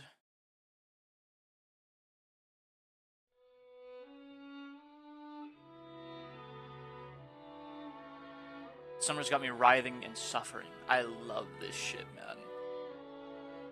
I love being able to go outside with, like, a t-shirt on, or even no shirt on sometimes if I really want some serious sun, and just, like, walk around and bask in the warmth of the sun. It's so lovely. And it's like 35 degrees out, like, it's fucking scalding, but I love it. I'm like a lizard, dude. Like, seriously. Thank you for being so considerate. It isn't good of me to go to sleep and leave you alone. Don't talk like that. You'll bring bad luck. Oh, I've made you worried. But I'm okay now. I'll go. If I let my daughter see me this feeble any longer, I'll only make her feel more uneasy. With that thought in mind, Natsuhi left Jessica with words of gratitude and made to depart. This time, Jessica called out to her mother's back. Natsuhi stopped and turned around, asking what business Jessica had with her. But Jessica herself didn't know why she'd stopped her mother, and for a while she smiled wryly, muttering herself as she hesitated over what to say. She was poking around in her pocket when her hand touched something, and she took it out. Hey, Mom! I, was given a charm today. What was it, a charm against magic? I'm pretty sure that you're supposed to hang it from your doorknob, I think. I forget. There's no point in me having it, so I'll let you take it. It was a scorpion charm that Maria had given her on the beach. Although she'd heard of its various effects from Maria, Jessica's mind had gone blank. She was just barely able to say even that much. Jessica, thinking that her mother probably wouldn't accept it anyway, immediately drew back the hand she had stuck out, grasping the charm. So when Natsuhi came back to take it, she was extremely shocked. What is this? Some kind of prize toy? Well, I think it's something like that. I guess you wouldn't really expect a charm that looks like a toy to do anything. but her mother took the charm from where she grasped it in her hand. Thank you. I'll take good care of it. I keep on stuttering with Natsuhi for some reason. Sometime soon in exchange, why don't I give you a charm that was important to me when I was a child? It's not like that's why I gave it to you. They are stuttering a lot in the text, but I'm stuttering even more when they aren't. When they aren't. But, well, if you really say so, then I will rest for now. My headache is awful. Try not to stay up too late. Sure. Natsuhi put the charm in her pocket and turned away. She then disappeared into the dark hall.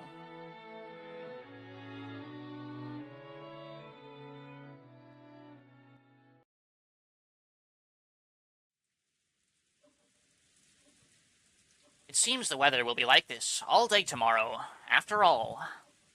And dang, this makes the good weather we had earlier feel like a lie. George and Nikki and I were killing time in front of the parlor television. Final part of the first day. Holy shit, we actually made it, chat. At that point, Jessica returned. Oh, something will happen. And NLE Choppa said that something is going to happen tomorrow.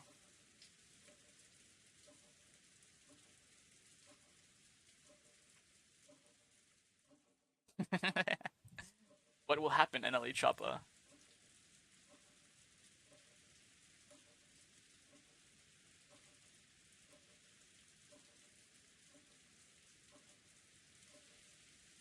Something is going to happen tomorrow. the prophet NLE Choppa. I love this image so much. I'm gonna crop it like super hard, just to add to like the crust.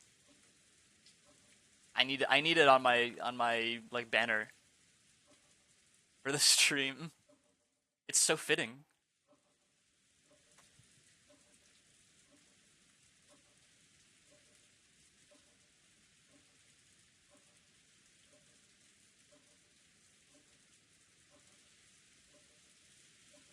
There we go.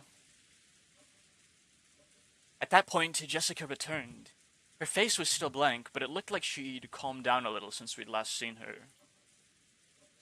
Is Maria's... Excuse me. That's George. Is Maria still in front of the portrait? Nope. She just came back, and she's sleeping over there on the sofa. It's getting pretty late for her, after all. Looking at the clock, I saw it was a little past 10 p.m. Or 22 o'clock for the people that use the 24-hour clock, which I think is most people that aren't American, if I recall correctly. Even if you were planning to stay up all night, it was about time to head back to our room. Well, my mom did have a room prepared for us in the mansion. What'll we do? I'd rather head back to the guest house. Going by what we saw of our parents, I think it'd be better if we weren't in the mansion. I agree. It feels like they're telling us kids to mind our own business and stay out of their way. Let's be good little boys and girls and do that. As we were talking about this, Aunt Rosa came into the parlor. She was looking all over restlessly, probably trying to find Maria. Aunt Rosa, if you're looking for Maria, she's over there on the sofa. Thank you. My, she's out cold. We must move her to a bed. If you like, I'll carry her over to a bed. Thanks, that would be wonderful. Are you all headed back to the guest house? Or are you going to stay in the room Natsuhi Nessan had prepared here? We were just talking about that. We just decided to head over to the guest house. I see. Then, could I ask you to take Maria with you? I'd feel much more reassured if she stayed with all of you cousins. Behind those words, she seemed to be concealing some regret that the adults, herself included, had deeply hurt Maria's feelings. I'd feel much more reassured if she stays with all of you cousins. Like that. Like a little bit of, like, bleeding in it. Leave it to us, Aunt Rosa. After all, we do have an expert at comforting Maria with us. Are you talking about me? I couldn't do it myself. We'll need everyone together. That's right. Battler, weren't you the one who hit it off with Maria when you were messing around earlier? As we said this, Aunt Rosa smiled, looking truly happy. Thank you, everyone. It looks like our meeting will last until very late. So while I'm sorry to burden you like this, I'll be counting on you all to take care of Maria.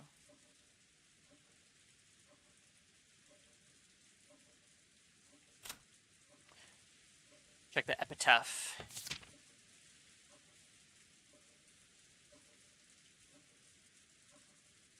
As we might just be approaching the first twilight. Who knows? Who knows how literal this is? Offer the 6 chosen by the key sacrifices. Whatever that could possibly mean. Hey Maria, are you sound asleep? We're going back to the guest house. Maria muttered something indistinct. The first twilight was... What if the first twilight was the first day already? Thoughts? Oh, it could be. Like the twilight of the day that we got here? Like almost a good 24 hours ago? It looked like she was sleeping deeply. She's really out cold. Which would mean... Sorry, I'm trying to friggin... Which would mean... Those who remain shall tear apart the 2 who are close.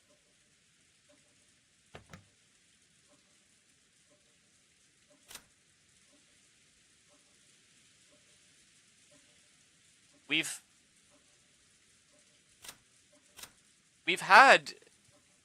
We're already, like, they're already, like... distant from each other.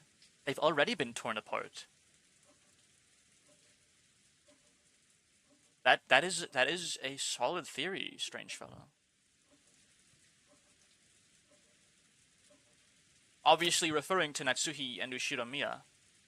Like, who else, you know? Or, if Rudolph really thinks he's gonna, like, fucking die, it could be more literally. Assuming that line is about people and not referring to just couples.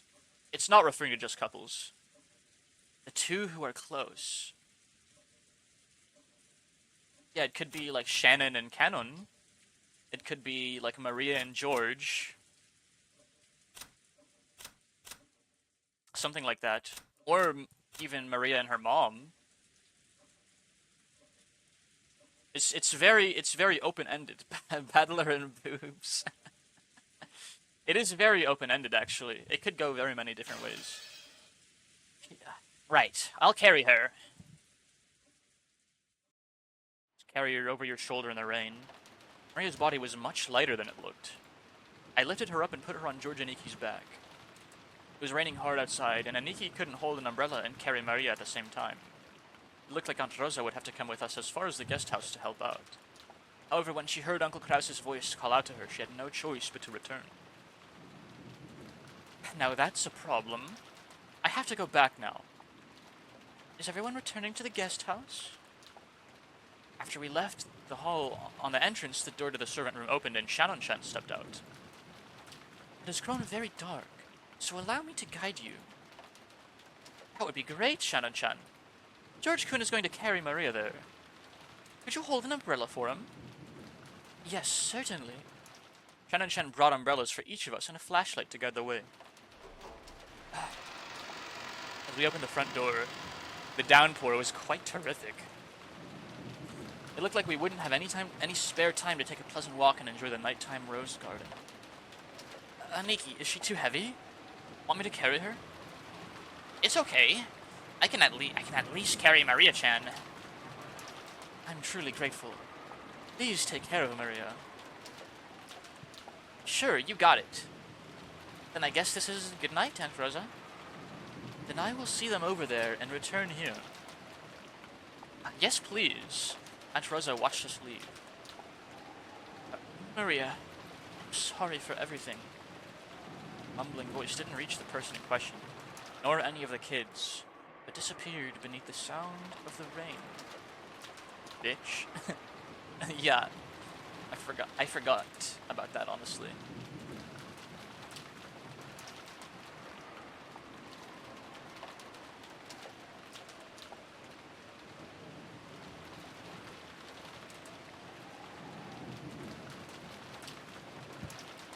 After cutting through the rainy rose garden, we arrived at the guest house. If only I'd applied for the position of Maria carrier. Then I would have gotten a chance to have Shannon-chan's huge boobs rubbing all over my arm. But that's not why I did it. It's a misunderstanding. I thought that if I didn't walk like this, George-sama would get all wet. Come on, quit babbling and go in. After being urged on by Jessica, we folded up our umbrellas and went into the guest house. He has it true. Has anyone gotten their clothes wet? I can bring some towels if you want. You don't need to worry about us that much. Thanks, Shannon-chan. Ah, that's right. We were planning to play cards or something. Just don't let it be poker. Would you care to join us for a bit? Huh? Who had the night shift on today's schedule?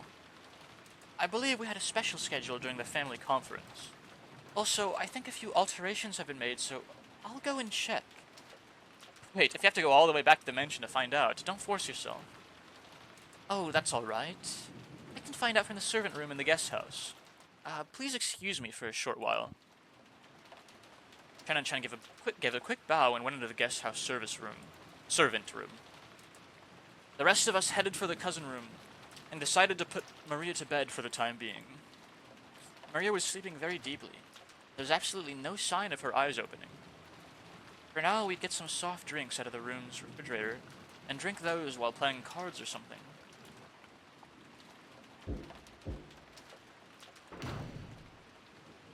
Oh, Kanan-kun. And you're here too, Genji-sama.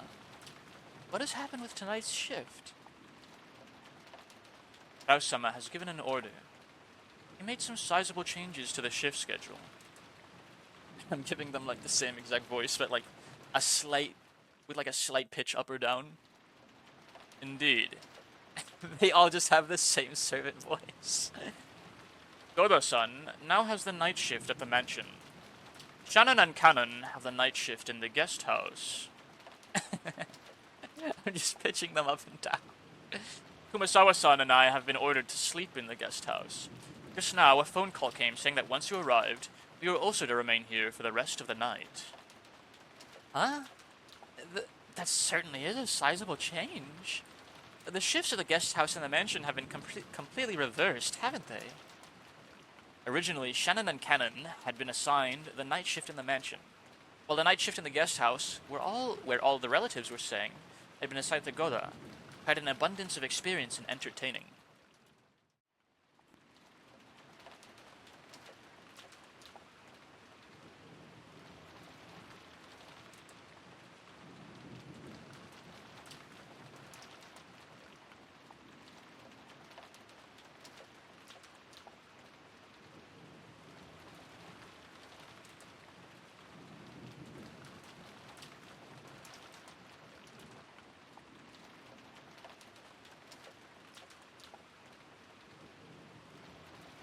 Excuse me.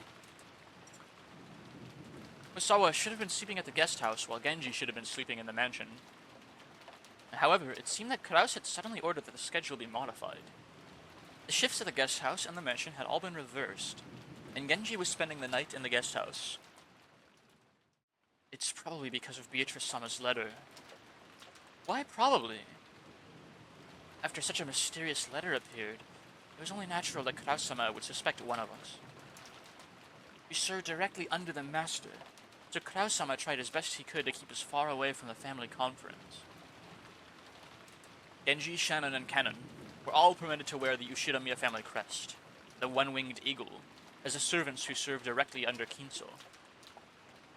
Of course, since they were working for the Ushiramiya family, they had to obey anyone's orders, but their only boss was Kinzo.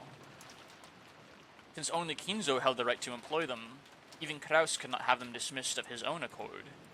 Because of this, Kraus and the others often viewed these servants as Kinzo's underlings and shunned them. And in fact, Kinzo seldom let anyone other than them enter his study. This sudden shift change was probably a clear expression of the sense of mistrust that had caused.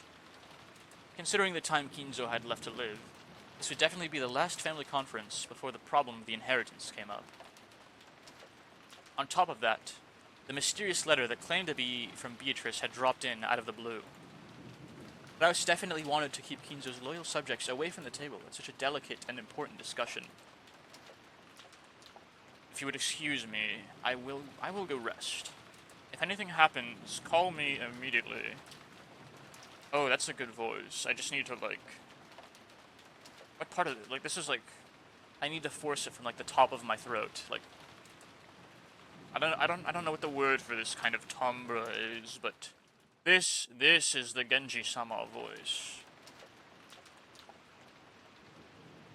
I don't think I've ever tried that for anyone. A voice, like... Almost like I have some, like, butter stuck in my throat, and I really have to, like, push it out. Like... A very forced, congealment of my diction. Alright, we're in a break, so I'll be right back. I think I'm just gonna lie down for a minute or two, honestly. Whew.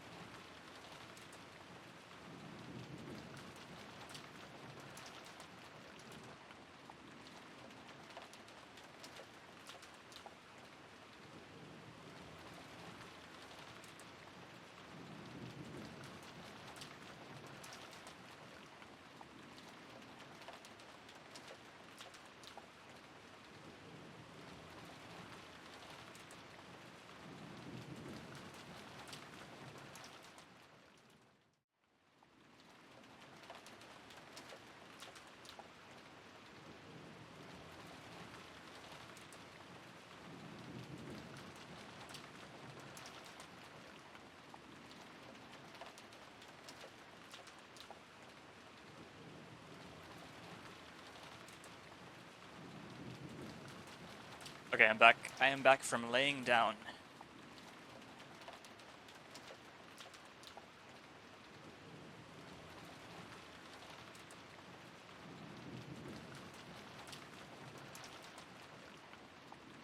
Back to the reading. If you would excuse me, I will go rest. If anything happens, call me immediately. This is like, it's like almost not even my throat anymore. It's like almost kind of forcing the speech through like my my glottal my glottal my epiglottis.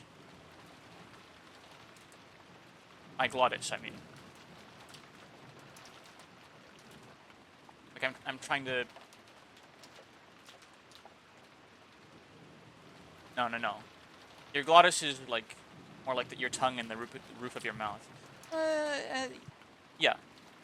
It's like keeping my glottis half closed. Kinda. While talking.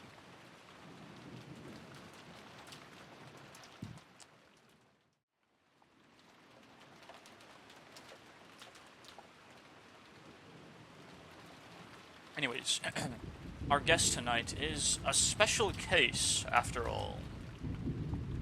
Yes, certainly, Genji-sama. I would imagine they're saying in unison, but I can't I can't speak with myself in unison, Lamel. Genji nodded back, went behind a screen, took off his jacket, and slowly began to relax after a day's worth of tension. The ones who returned just now, were they the children? Yes. The other relatives are having a conference in the mansion. It looked like it would drag on for quite some time. Then we've got it easy. It's already this late, and there's this weather. The rest of the relatives will probably spend the night in their rooms in the mansion. Yes, probably. I'm only saying this because Genji-sama isn't around. But I'm a little happy I was sent to the guest house. I guess. Oh, why's that?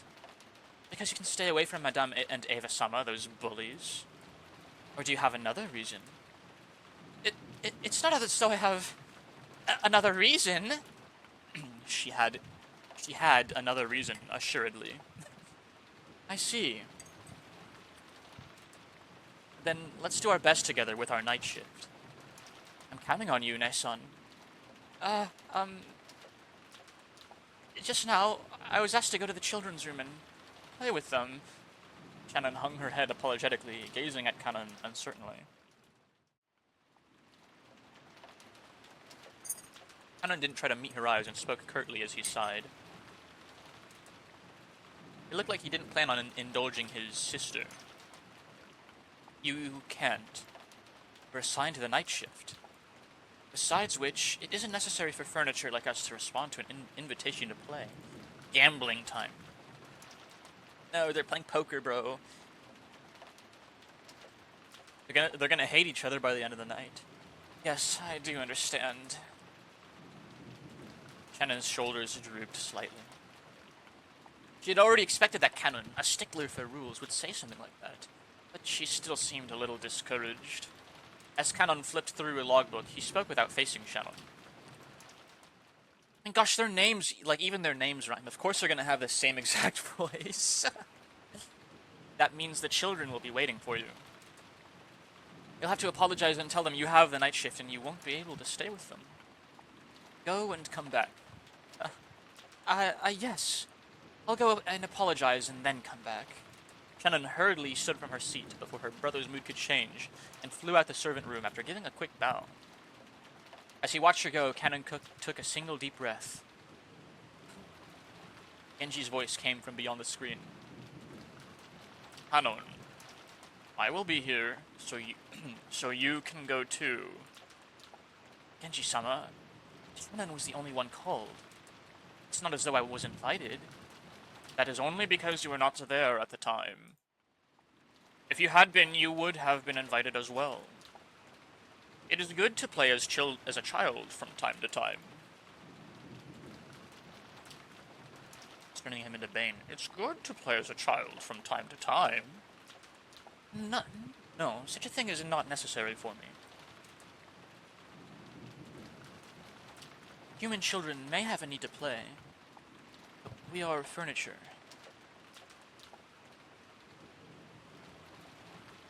Is that so? My son is also furniture. Even if she pretends to be a person, it'll only hurt her later. I understand that, so I try not to get too close to people, that's all. Genji did not say anything after that. After a while, he stood up and used a pot of hot water to make powdered cocoa, serving some to Kanon as well. You'd think he would, like, reduce himself to bread and water, because furniture doesn't need to, like, eat food that tastes good or something. Is that for real? I had no clue. Dumbass, you're too loud. You'll wake Maria up. Battler was so surprised that he yelled obnoxiously and scattered his cards everywhere. His voice caused Maria to turn over once, but she soon fell back into a deep sleep. At that age, you could friggin' brush their teeth and they still wouldn't wake up. Jessica gave him a jab and he lowered his voice. I bet Chad. I hit the wrong button on my mouse. Still, seriously, now that you mention it, they really did have that kind of atmosphere, didn't they? Now I see. So George Aniki is... George couldn't be seen anywhere in the room. A short while ago, when Shannon came into the room, George suddenly said that he'd forgotten something in the mansion and needed to go back and get it. Shannon said she would guide him, just like she had on the way to the guest house, and the two of them departed together. Well, there's actually been signs of it for a while now. You know, questions about hobbies and favorite things. I always thought it was a bit much for a passing interest, and look what happened now.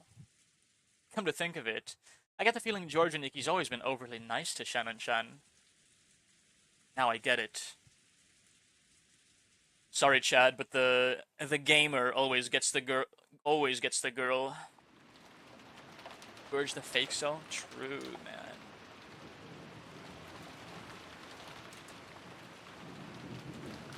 Not a stone-cold true cell like me.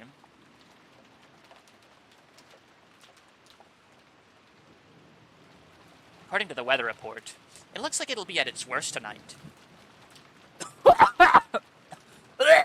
Excuse me. Holy shit. The George voice is gonna fucking kill me one day, man.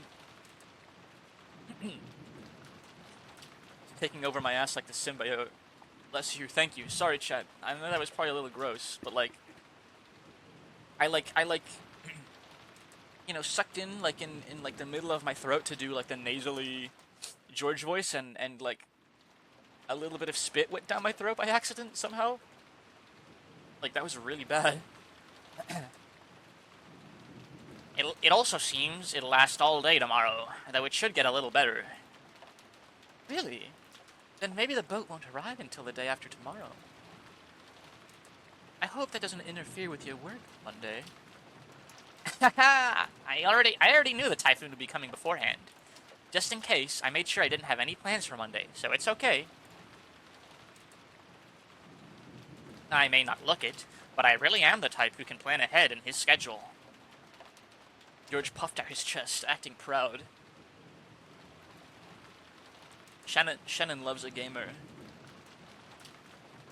Did video games even exist? What is this, the 80s? Video games in 1984.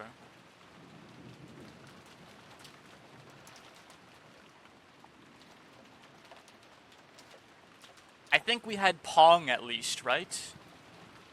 Really basic stuff at most. No, we were long past Pong. Pong was like the early 70s. Highest grossing arcade games. A lot of shit that I haven't heard of in Japan. Yeah, we had like arcade games.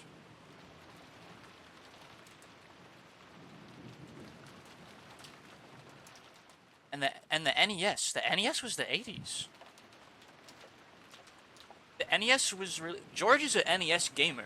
I'd put money down. George is a, like, Super Mario Brothers, The Lost Levels, like, pro. Wait, he lives in Japan. They're not even called The Lost Levels over there. It's just Super Mario Brothers 2. Like, the real Super Mario Brothers 2. I bet that's how he got Shannon to swoon over him. She watched him play Super Mario Brothers 2. Exactly, that's how he risked Shannon. The gamer always gets the girl. It's so peak, it's insane.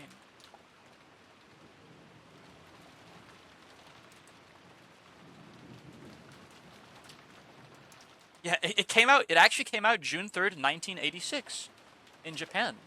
Holy shit. It lines up. It all lines up. Nice, nice. I've built my own headcanon for fucking Umineko already before the end of the first day. Shannon chuckled at this abrupt contrast. It's no surprise you're so well prepared. As someone who'll bring prosperity to his company someday, the mystery is already being solved. Yo. Imagine if that's somehow relevant to the story. That would be so funny. George being a gamer is absolutely fundamental to the mystery at hand. Well, making a company prosper really is a tough job. Money isn't the only thing that's important. I learned that well when studying under my father. Making a company prosper is like owning a castle and leading your subordinates. My dad really loves reading about great leaders during the warring periods of Japan, a hobby that's probably influenced by the fact that he shares Toyotomi Hideyoshi's name. Much of this philosophy on managing businesses comes from talking about them. Did you know? Takeda Shingen, who was feared as the leader of the strongest cavalry corps in the warring periods, started out with his troops in complete disarray, and didn't have the kind of strong leadership necessary to utilize them well. Is that true? That's a little unexpected. In order to unite his troops, Shingen showed his excellent leadership in many ways. He's rizzing her with fucking history facts, bro. Wait, I love George. For example, when a soldier succeeded well in battle, he would immediately honor them with a medal. Normally, this kind of thing was put off until after the war, and they were all awarded at once. He continued this diligently while on the field of battle, and immediately showing his appreciation for his troops' military exploits motivated them in an extremely significant fashion. Also, whenever one of his troops was brought down by an illness, he would be the first to rush up to them and care for them, and so on. Takeda Shingen wasn't just the man who led the strongest cavalry corps in the warring period. He was the person who cared the most for his troops throughout that era. And because he was that kind of person, all of his troops went along with him. The truth was, Shannon had already heard this story several years ago. But whenever a discussion of his father led to this sort of topic, George would always glow and look like he was having a great time.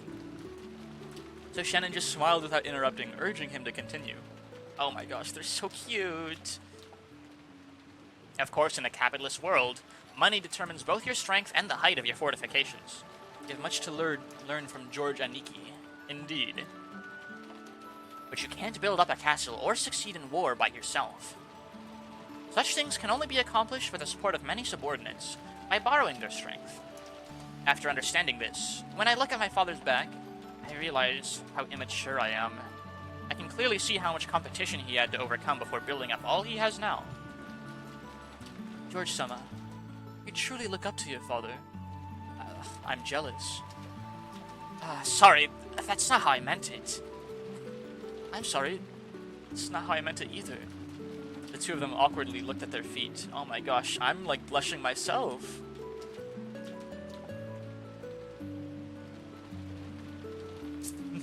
I'm getting like secondhand embarrassment. It's too cute. Cuteness overload. Shannon had no parents. She had been brought up in an orphanage owned by Kinzo, called the Fukuin House.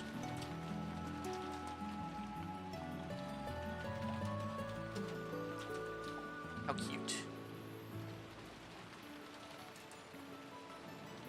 This is noise. This is oto, but what is this first kanji? Happiness sound. Interesting. I'm a big like etymology nerd. I love knowing what names mean, even in English and shit, like Roman languages and like Frankish, names. Fukuin translates to good news. I'm a big or gospel, like literally the Bible, like the good news, as in Christianity stuff. Damn, that's peak. Pardon my language. Shit, I've been saying that more often lately.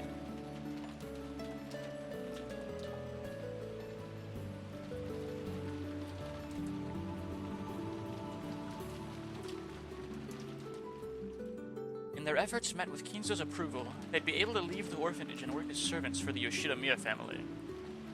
This was considered to be the highest honor for those who lived in the orphanage. Servants from the Fukuin house all took names with the character On in them while they served. So Shannon wasn't her real name.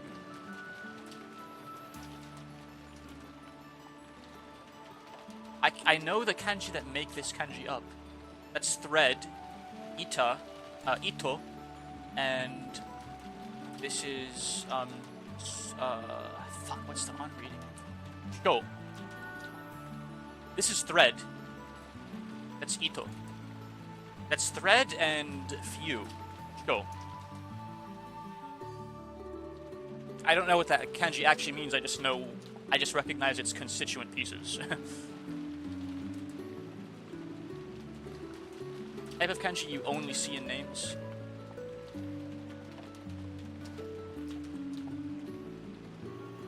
Sho and sho.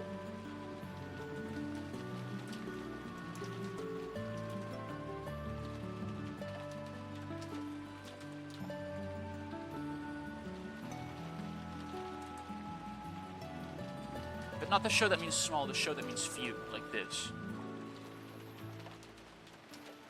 I don't know what the actual kanji is, but those are its constituents.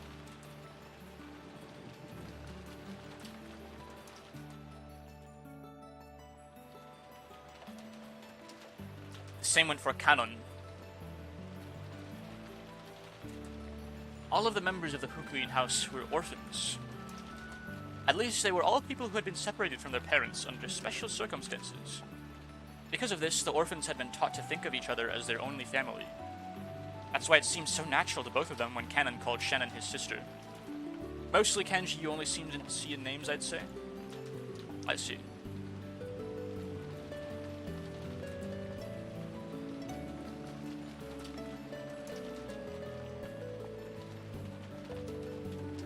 I'm a big nominative determinism guy in general.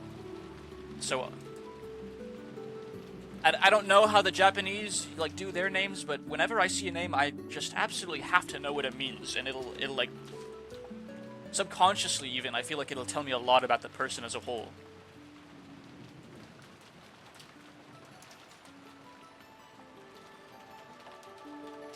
And chat, if you guys ever have kids, I strongly recommend you give them powerful, positive names. Because I'm a big believer in your name being a big deterministic factor in what kind of person you are.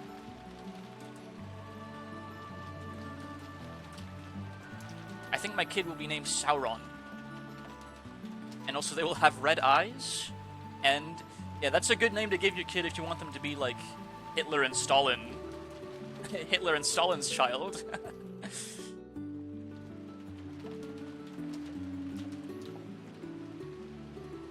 He will get red eyes. The Japanese translation of Lord of the Rings is God tier. It's on the agenda.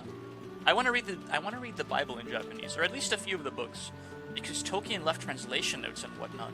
Oh, that's very nice.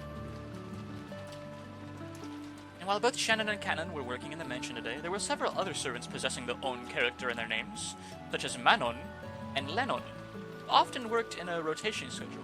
Lennon. Like, instead of translating Strider to Suto Raida, or something like that, it's Haseo, as in Running Man.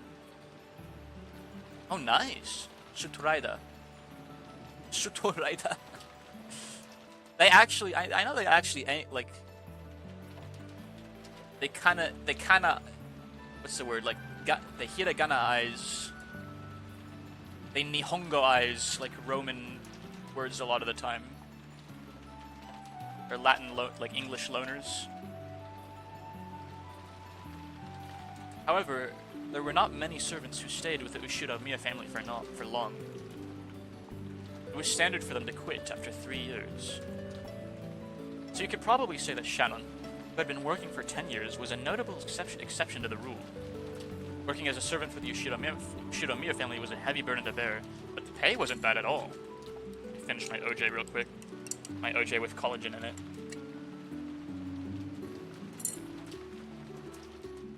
I'd like to read it sometime, but getting Japanese books is a pain. Yeah, I feel like all the Japanese reading I'm going to do is going to be digital.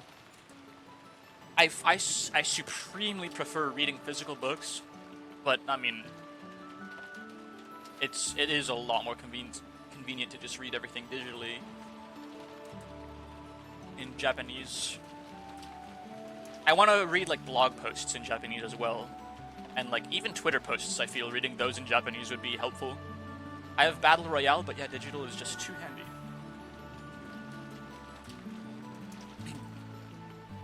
It's a trade-off. There are pros and cons. The convenience factor oftentimes outweighs like just the niceness of having a physical book.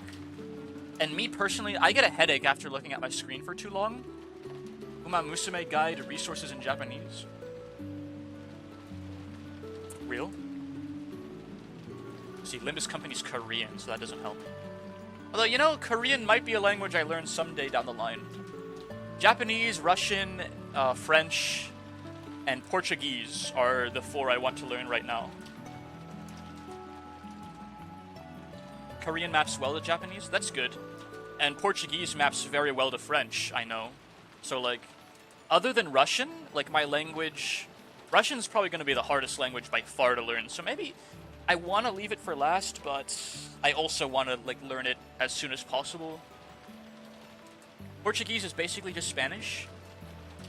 It's basically just Spanish and French, isn't it?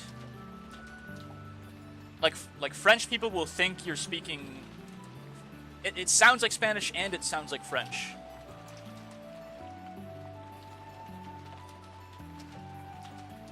Like, just the way the words are constructed and the way your mouth moves when you're speaking Portuguese. Like, it could be mistaken for French. It's way closer to Spanish. Like, linguistically itself, I'm aware of that. I love, like, hearing someone speaks Portuguese while I'm not paying attention. And I just think it's Spanish in my head until, like, the words, like, penetrate into, like, my active listening spectrum. And, like, I'm like, what the fuck is this guy saying? Because my brain hasn't processed that it isn't Spanish yet. I feel like a French speaker could probably think the same way about Portuguese, but maybe a little less so. But yeah, it's on the list, and I am Spanish fluent. So Portuguese is surely... I'm Spanish fluent and I want to learn French, so like Portuguese is going to be a super easy language for me to learn, like surely, right? It's easy to learn if you know Spanish, though. There it is. A lot of languages to learn. Which means I gotta work harder and harder on my Japanese, honestly. I'm still not happy with the amount of effort I'm putting into it, because at this pace, I'm not gonna learn all the languages I want to learn. Also depends if you want to learn Brazilian Portuguese or just European Portuguese. I guess they differ a good bit. I was thinking more European Portuguese, personally. Brazilian Portuguese is all more about brain rot and retarded slang.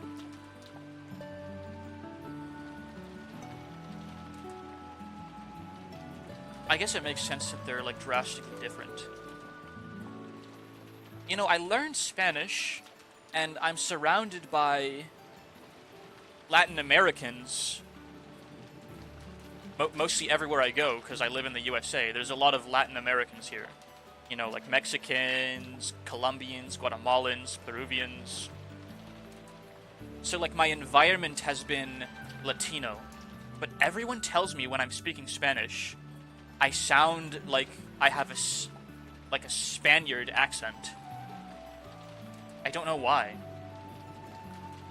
My Spanish teacher in high school was a Spaniard. I think. I don't know. He was super white. He was super white and he had, like, dirty blonde hair. And he had a very heavy Spanish accent, so I just assume it's been a long time, but I just assumed he was a Spaniard. Like almost 100% Spanish. You can still understand both pretty well anyway. It's like a case of dialects. Yeah, exactly. Rather than being super different. The one kind of Spanish I can't understand is, like, Puerto Rican Spanish. Because, like, they talk so quickly, and they skip so many words. Like, Puerto Rican Spanish is complete gibberish to me, as a fluent Spanish speaker. But, like, Mexican Tombra is obviously super easy for me. Venezuelan is super easy for me. Peruvian, Guatemalan. I can converse with people of those nationalities very simply at this point. And I take every opportunity I can just to, you know, keep my Spanish strong. I want to spend some time, like, actively increasing my vocab as well. I'll open up a Spanish book and read it, and that's that, and I'm not sure what dialect will come out of that. You're probably gonna sound Brazilian. Like, it's probably gonna sound... I mean, like, duh. If you speak Portuguese, like Brazilian's Portuguese...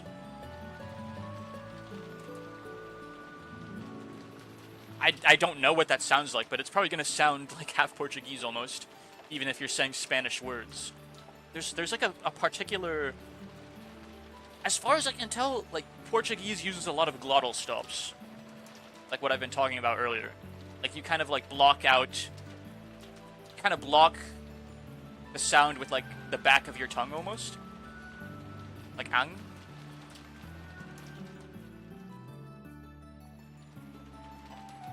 I've read a little bit of Portuguese, but it was from a fiction book. A sci-fi book I was reading took place on, like, a Portuguese area, so that's about all I know right now.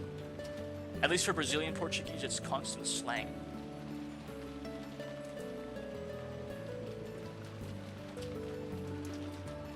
We'll get there. We'll get there. Once my Japanese becomes very solid, and I can start conversing with other Japanese people in Japanese on Twitter and Discord. Portuguese from the year 3000. More like the year, like, 8000, but still Portuguese. Yeah, let me hit those pull-ups. Thank you for reminding me, Endo. Get my back, tear my back and forearms up a little bit more. My forearms are still, like, a little, like, pumped up, honestly.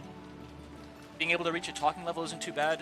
Albeit for me, the greater joy is reading super hard shit. The best way I learned Spanish was by talking to Spanish coworkers in Spanish. But, you know, that was when I had a very big, like, starting point already from speaking Spanish for most of my life. Just not very well. So, like, once I'm... Well, it's the best way I learned to speak Spanish. Like, I would bet money that reading Spanish is probably still difficult for me, because I only speak it. I don't read Spanish books. So I would bet that reading Spanish would probably still take a lot of, like, mental effort for me, even though I speak it fluently and very, like, corrigibly, so to speak.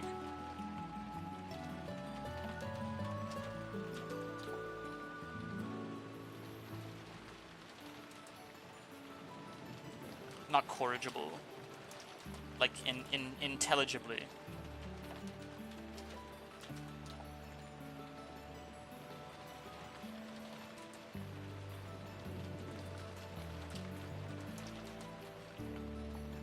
I don't have any people to talk in Japanese with, so I was thinking once I got to that point, I would, like, join Japanese Discords and talk to Japanese people on Twitter mostly. Because I already have a lot of Japanese people following me on Twitter because I post Fumos most every day. I post pictures of my Chen Fumo and my Momiji.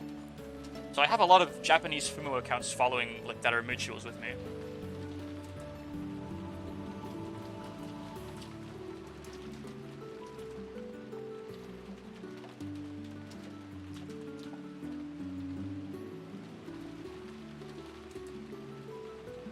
See, I want a good synonym for intelligible. Digestible? Fathomable? There's no real good synonym for intelligible that doesn't make you sound like a complete, like, pretentious dick.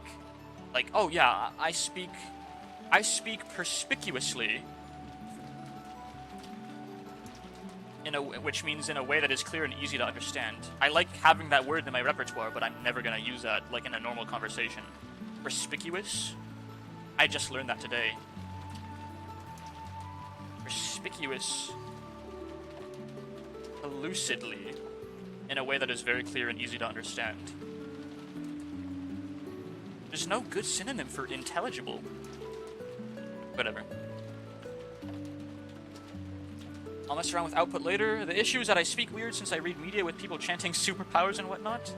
Surely I'll be able to correct that. Oh yeah, man. Dude, if I ever have, like, a vocal conversation with a Japanese person, because what I've been talking about has been, like, typing at other Japanese people. I'm gonna talk like an anime/visual novel character, bro, because, like, that's just how I'm learning it. Like, it's just the most accessible means of, like, immersing myself in the language. So I'm gonna talk like an anime character. I'll tell you about it later. It's some interesting stuff. I gotta use the restroom too, actually. So I'm gonna use the restroom real quick, and then hit some pull-ups. 10 pull-ups. So give me like a minute or two.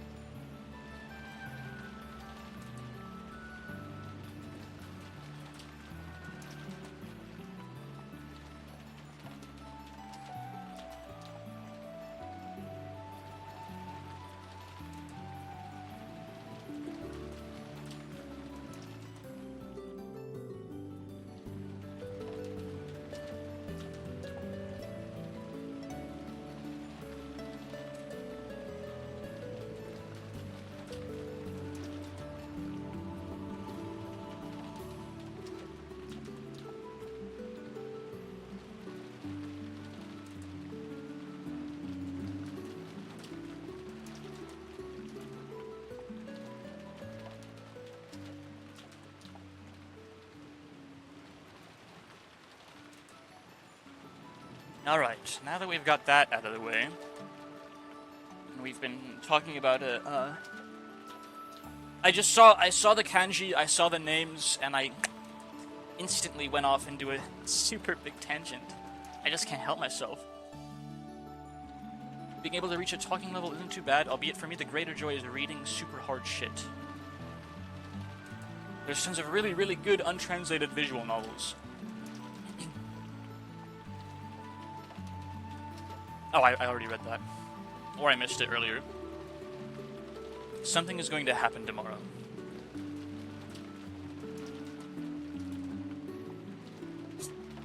Let's get back to it. That was why Even though the orphans realized what a harsh task working for the Yoshinomiya family was, they still hoped to be accepted. Maybe the fact that Shannon had managed to continue working for 10 years wasn't because she had more willpower than the other servants. Maybe she'd gotten stuck working for 10 years because she didn't have the courage to say she wanted to quit. Kinzo couldn't even trust his own blood relatives, and these excellent servants from the Fukuin house were the only ones he could rely on.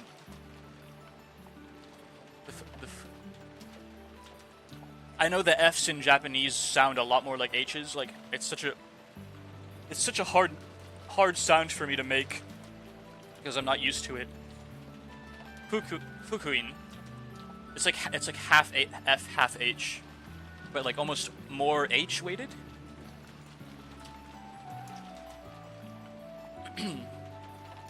Fukuin. I need more practice with it, which is why I'm like forcing myself to do it so hard. I just pronounce them as F's personally. Because of that, Kinzo would sometimes allow them to wear the family crest. Yeah, I'm probably a little autistic about it, honestly. The family crest, as servants under his direct control, and have them work close to him. You've been working here for almost 10 years now, right? You must have saved up a lot of money by now. I wonder. It's not like there's anything in particular I'd like to buy. After all, a few million yen isn't enough to live off the rest of your life. Put it in the stock market. Imagine if she started putting her servant pay, which is apparently really good, into the stock market when she was 6 years old. Have you tried investing earlier instead of being a dumb idiot 6-year-old that can't do anything? If only, man. She should put it into Bitcoin. If only I wasn't so busy being 9 years old, I could have invested in the Bitcoin and been a trillionaire by now, dude. So the reason you've been working all this time wasn't to hit some target sum? Yes, that's right.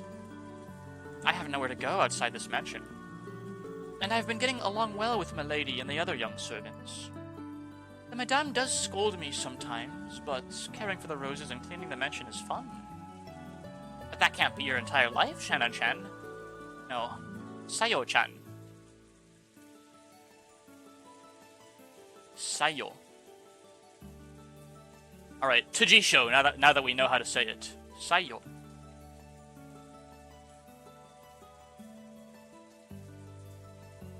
Sayo.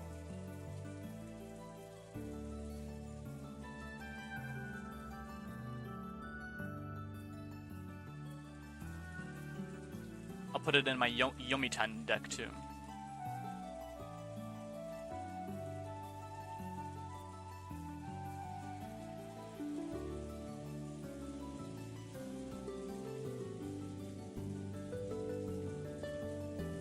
Sayo evening, that's not it.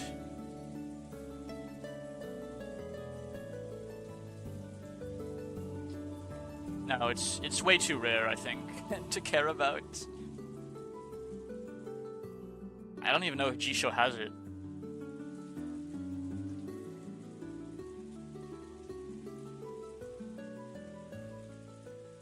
Sayo...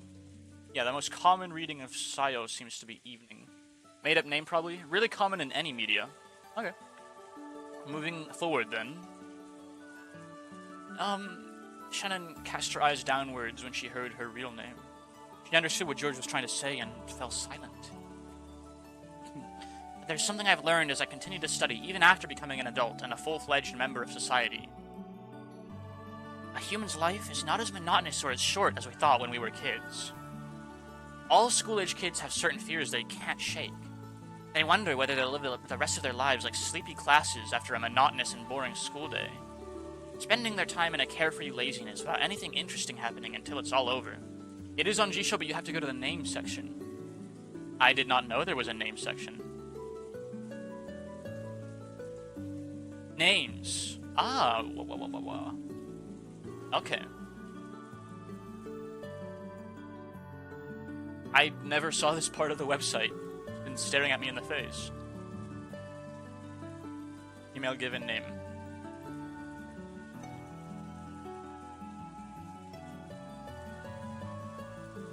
Okay. For every Kazuma Sato, you get one La Latina Dustiness Ford. I don't get it. I haven't seen that anime.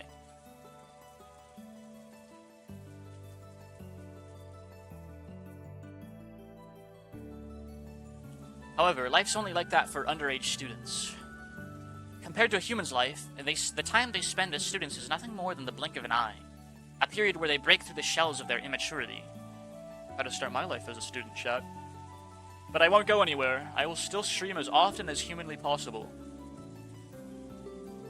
The inside of a shell might be a hot, suffocating, and boring world. But the world beyond that shell is vast and filled with limitless possibilities. So far, your life has been trapped inside the shell called Shannon. I think you're under the mistaken impression that your life will continue like this forever. Shannon couldn't deny those words. She'd been unable to harbor any clear doubts about her lifestyle. And since she never had any hope or goals for changing herself, she'd lazily continued living the way she always had. Tell me about it, dude. And if asked whether this life was satisfying, she wouldn't have been able to nod. She may have been intentionally averting her eyes from the truth. Without George's admonishments, she would have continued pretending not to notice as her real life slipped away bit by bit, neglected. George-sama, is it wrong for me to continue living this way? Yeah, it is. Oh, and by the way, didn't you break one of our rules just now?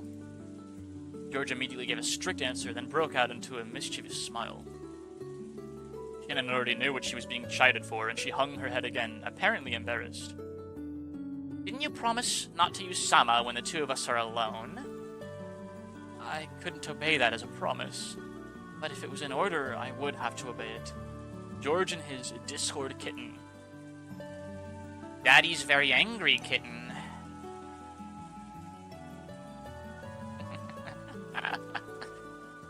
Because I'm furniture. Then it's in order. Yes, certainly, George-san. As Shannon hung her head, her face red, she said George's name again, this time following it with son. Yes, that's fine, Sayo-chan. George smiled at Shannon. No, Sayo, to praise her small act of bravery. This short exchange alone made it clear how far back their relationship must have stretched. For a long while, the two talked as if the weather raging about them didn't even enter their thoughts. They talked about the many memories they'd built during their relationship that no one else knew about. Every once in a while, a flash of lightning would attempt to interrupt them, but this could sully neither the roses nor the time they spent blushing at each other.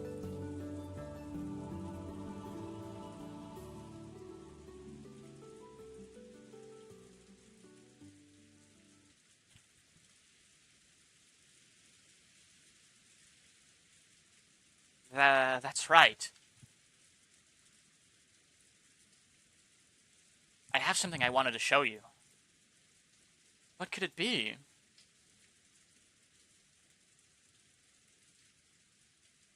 George, who had been speaking eloquently, suddenly started to stutter. Watching him, Shannon seemed to guess something. George timidly searched through his pocket. Something caught in the depths of his pocket, and just like the stuttering George, it took a little while to get out. It was a very small box. A small box covered in a deep blue velvet. That peculiar shape was enough to tell anyone what was resting inside. Shannon had prepared her heart somewhat, certain beforehand that this was what he'd been planning.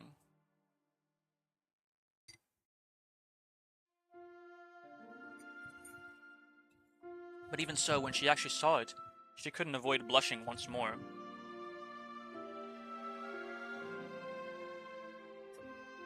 George-sama opened the small box, took something out, and held it out for Shannon to take. I want you to take this. I, couldn't accept something so valuable. You can't take it? No, I'm unworthy.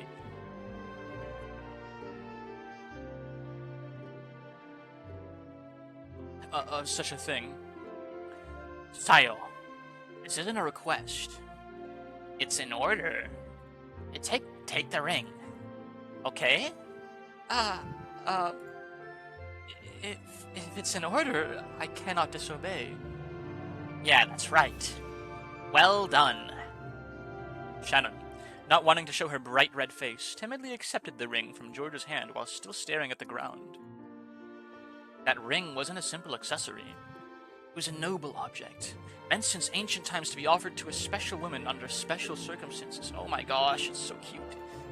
Therefore, while George could order her to take it, he could not order anything beyond that. Anything beyond that would depend not on an order, but Shannon's, no, Sayo's own will. So from here on, I'm not ordering you anymore. Sayo, I want you to give me your answer by tomorrow without using words. Do you understand? How should I won't order you any further, so this isn't an order. But a ring is something you put on your finger, after all. I'll be wrapped around your finger. Let it alone. Shannon had only pretended not to know. She already understood what he wanted her to do. But she was standing at a huge crossroads of her life. A betrothal ring. Look how late it's gotten. Let's call it a day. George turned away from Shannon, acting just a bit bluntly. We need to bring back betrothment, I think. We need to normalize this. Being betrothed to the person you love and want to spend the rest of your life with. I could probably order you to wear it on your left hand. You might be timid and dependent enough to actually obey that kind of an order. But I want at least this last step to be done by your own will, Sayo. Understand? Yes. So, that's my order. I want you to think about it well tonight and show me your answer tomorrow. Shannon nodded back. Bring back dowry payments. True. Extremely true, actually. There was just one issue. The dude is rizzing a servant. And he is her master. He is a esteemed guest, I should say.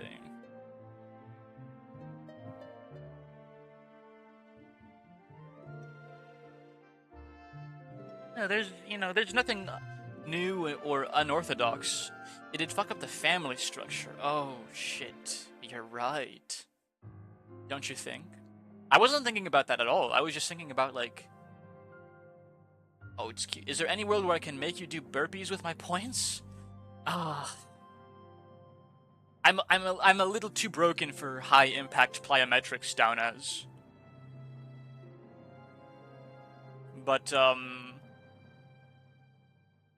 I'll get something that lets me do, like, some form of dips, at least. Even if it's, like, an inclined dip, or, like, an inclined push-up, and I'll do that for another day, where, I'm not lifting. If I plan to lift that day, then there's no reason for me to do it, because I'm just gonna slam myself harder. The problem with doing the calisthenics when I plan to go lift is it's just gonna make me weaker at the gym, and actually kill my gains a little bit, ironically. But on a day like this, where I'm not planning to go to the gym, and I would have gone to the gym and done, like, back day, then yeah.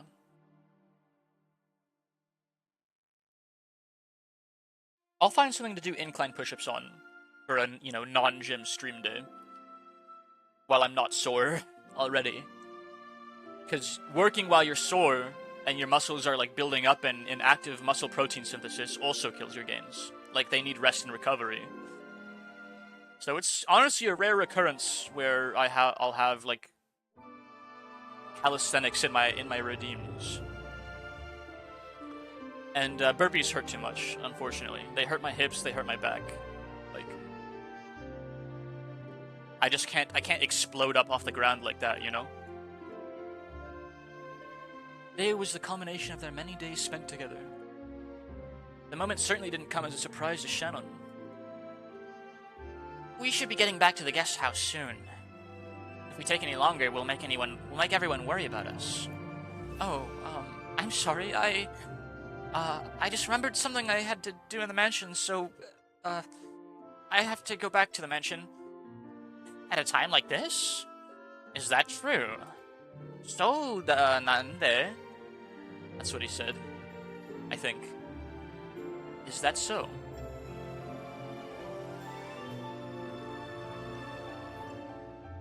So desu ka?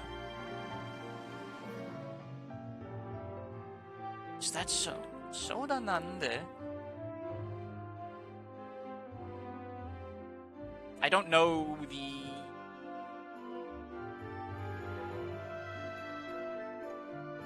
distinctions of all the different sorts of shows, the different articles following it. So da ne.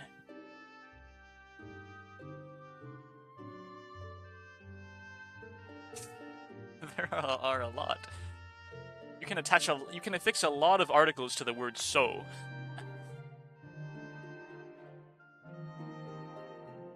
He definitely saw through Shannon's lie. However, when he saw how she felt, he could sort of understand that she might be so embarrassed that she'd want to be alone. Don't worry about it? Okay. So, because George realized the meaning behind Shannon's lie, he accepted it. Something is going to happen tomorrow.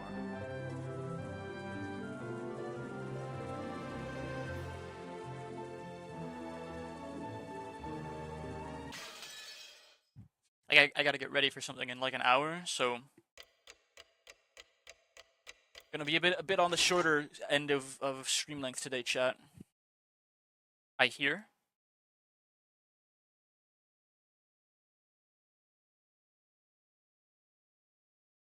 Some time has passed. Is it midnight? Is that what the clock said? I wasn't paying attention. Shannon entered the entrance hall to the mansion with a tottering gait. A mixture of exaltation and uncertainty gave her a feeling that she couldn't easily describe.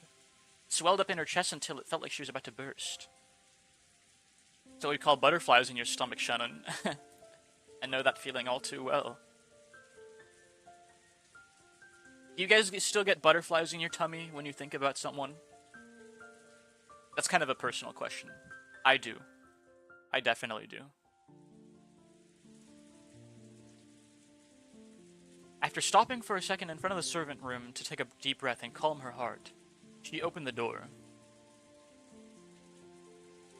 Inside, Goda, who had been ordered to take the midnight shift at the mansion tonight, was absorbed in a worn-out crossword puzzle magazine. He looked up for an instant to see if one of the family had come, but when he realized it was a fellow servant, he returned to his puzzle as if nothing had happened. Based crossword enjoyer? Genji-sama told me to come and help you. Is that so? Yeah, that's a relief. So da ne? Bum-ass Goda's slacking. He is grinding Wordle. So real. I was just about to go check that the mansion was fully locked up, but I felt uneasy about leaving this room unmanned. After all, Kurao-sama and the others' meeting looks as though it will continue for quite some time. As edgy as it sounds, I haven't loved in a long time. That's not edgy, dude. I get it. I get it. That was a personal question. Sorry.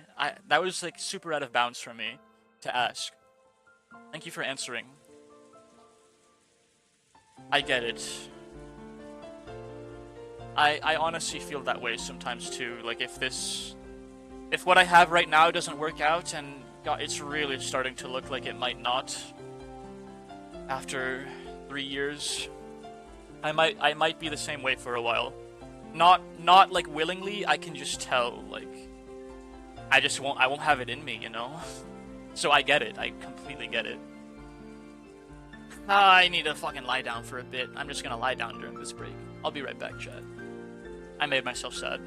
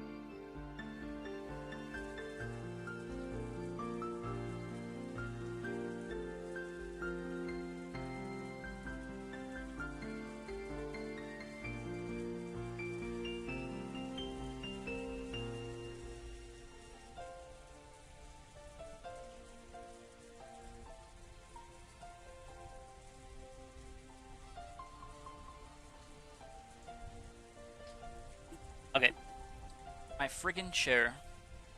I rolled it over my headset cable. I wish I got like a Bluetooth headset or something. Cable's really annoying, but whatever. Something is going to happen tomorrow. They might request some tea at any moment. That's true. Lazy ass Goda. Go, Shannon, do my bidding for me. Goda-san is busy right now. Very important matters to attend to. What shall we do? Should I watch over? I feel like something might happen tomorrow. I'm not sure, though. In that case, forgive me, Shannon-san, but I'll ask that you patrol the mansion. I will stay here, awaiting the family's orders. Doing very important business.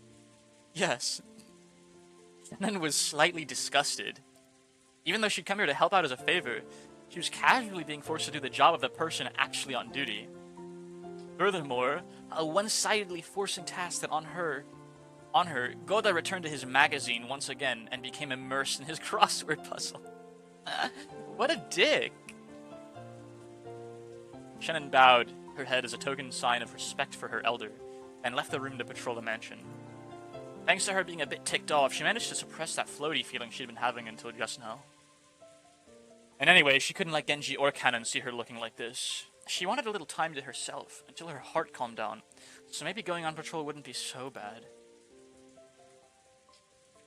Whatever, go my Shannon.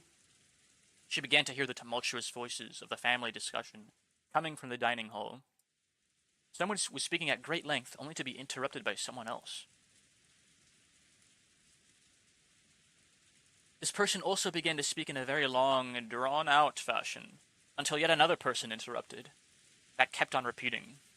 It was as though their displeasure was seeping out through their voices. She had been told to go to the guest house, so it would be bad if Kraus discovered her. Thinking this, Shannon dashed past the dining hall. Then she went along a prearranged route through the dark mansion, checking that all the locks were secure. She walked down the hall, checking each window. There were no humans on Rakanjima other than these connected to the family, so locking up didn't really have much of a purpose.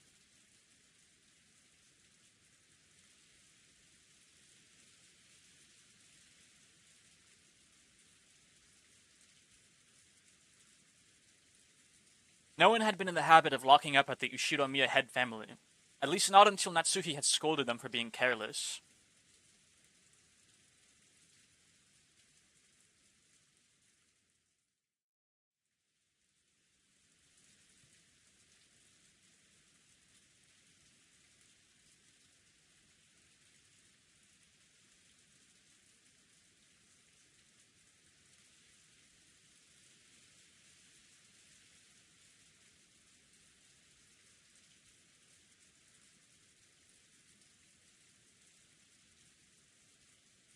The metal fixtures on the windows were ice cold, and as she checked them one by one, the glow in her heart seemed to cool down.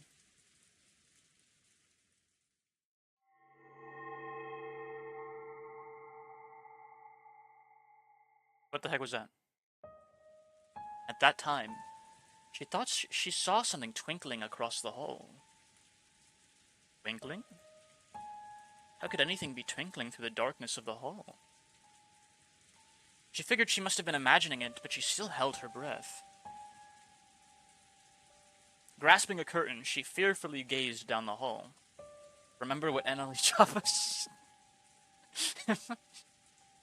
Fucker. You killed the mood. However, other than the occasional crack of thunder brightening the hallway... My bad? No, it's good. Good comedic timing. She was unable to glimpse any flicker again. It must have been her imagination after all. Maybe her heart was so agitated that she'd seen something that didn't even exist. Shannon went back to checking the windows. However, a certain unmoving memory was resurrected in the back of her mind. It was that ghost story which had been passed down amongst the servants who served the Ushiromiya head family. The mansion had two different masters, one of the day and one of the night. Thank you for the value pack care package, Ellie. Let me drink some water and stretch out a little bit. And I'll let you guys know right now that my back has been straight against my chair. Mostly because I had the opportunity to lie down for a couple minutes. Very useful. I'll just keep stretching while I read at this point. Beatrice, the master of the night, would sometimes fly around the mansion in the form of sparkling butterflies. That was the story. Come to think of it, didn't Kanon-kun once say he'd seen it with his own eyes? He got sulky when I said he must have imagined it, and refused to believe him. Could it possibly be true? The roar of thunder gave no answer.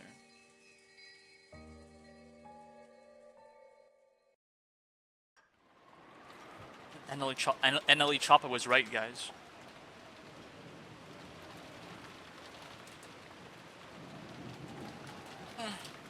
Some back stretching. Oh. Feels good. Feels good. I've been scrunched up in my chair a bit long. It's midnight. In the Steam version, you get an achievement here called 24 a.m. saying that all the pieces are lined up, and what will you see on the game board? Wouldn't it be 0000 a.m.? Whatever. I don't know how other 24-hour clocks work. I forgot, lol.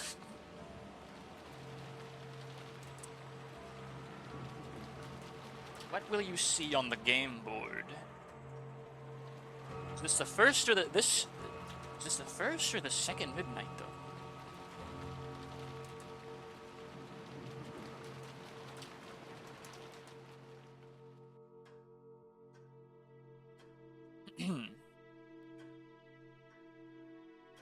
Back to the big grown-ups. They're not happy.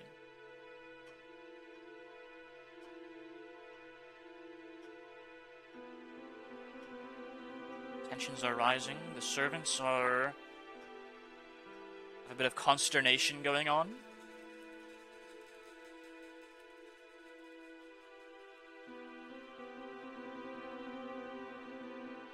The cousins are having a jolly old time. Georgianiki's probably on the top of the world thinking about Shannon-chan's answer.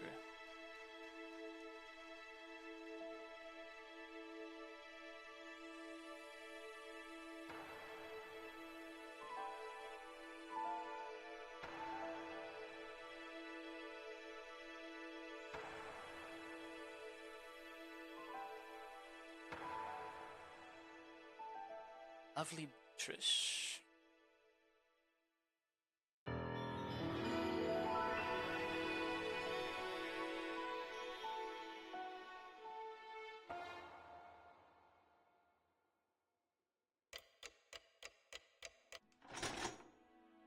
Okay.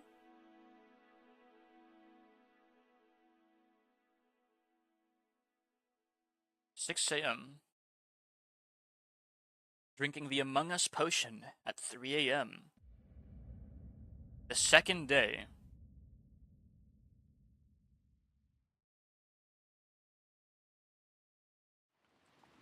Jugatsu.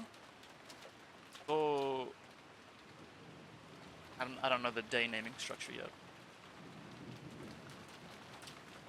Genji tightened his bow tie and looked outside through a crack in the curtain. So what just happened? What will you see on the game board? Kind of just showing us everything that was going on.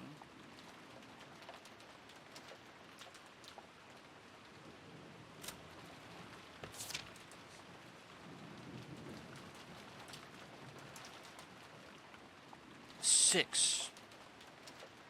Kraus, Eva, Hideyoshi, Rudolph, Kiri, Natsui. The six could be the three couples. Something may have happened.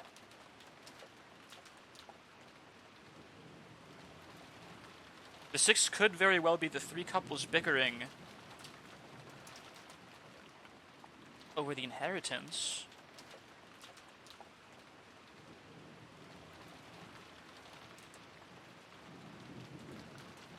don't know. I just don't know yet. Love that sound effect. Smashing the UI away like glass to get back to the game. It's so cool. Genji tightened his bow tie and looked outside through a crack in the curtains.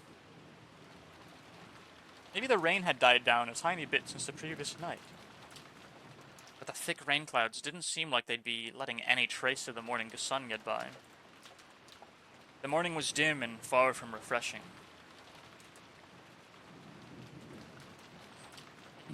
It seems it will last all day, after all. Sorry for keeping you waiting, Genji-sama.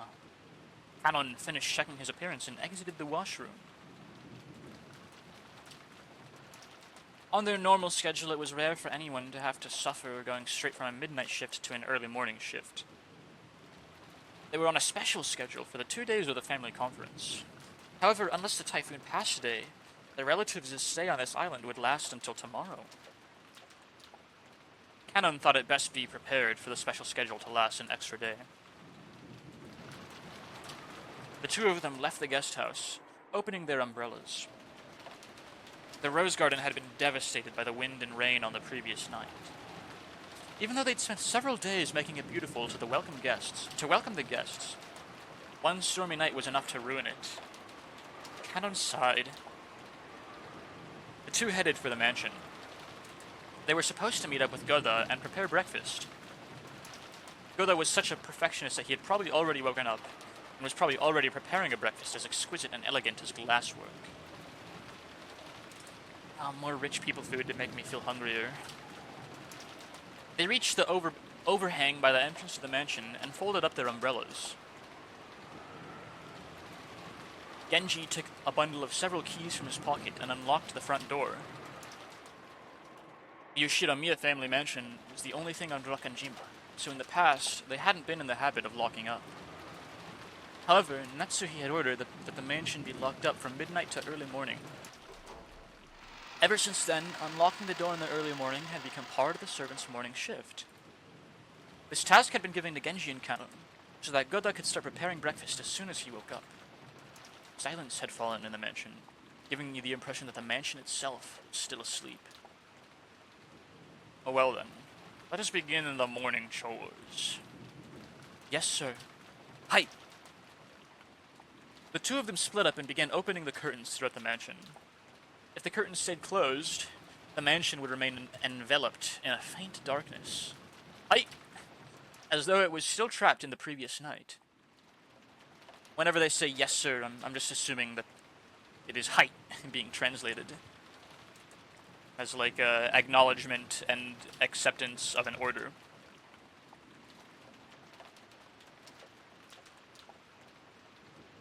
Usually.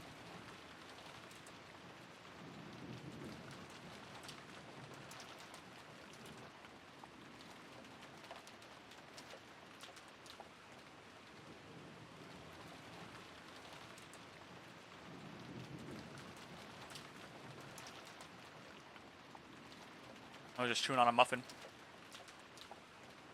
Thank you for the stretch, Ando. I just sat down from stretching, but I will stretch some more because it's good for me.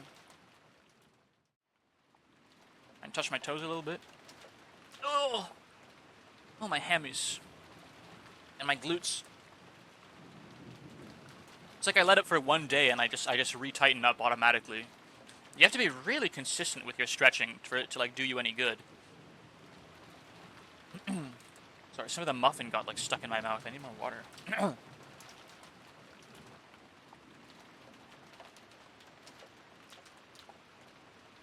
I like lemon muffins. Me too. The muffins I have right now are tiny little banana nut muffins. They're so tasty. Some of my favorites.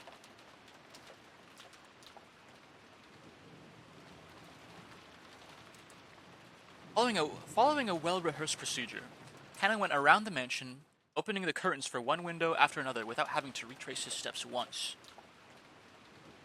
Even with this horrible weather, drawing the curtains made it feel just a little bit like morning. While doing that, he passed in front of the kitchen. Even though he hadn't smelled anything yet, his stomach started aching for some of Goda's prized cooking. Good morning. Yeah, that's gotta be a nice benefit. Good morning. He tried to greet Goda, who should have been getting breakfast ready. But Goda was nowhere to be seen. Hmm. Now think about it, chat. Who was alone? That's what I was thinking of. He's just sitting there doing the crossword puzzle. Shannon was also alone, like, you know, stalking the mansion grounds by herself. This Wordle shit gets real. So true. Sorry, I made your message swear. You didn't swear in your message. That was my own my own vocab. The fan wasn't even running. It was still cold without any trace of fire being lit. So of course there were no signs of breakfast being made either. Ranked competitive crossword. Though it would have been inexcusable, perhaps Goda had overslept. Even servants are only human. They sometimes sleep in and show up late.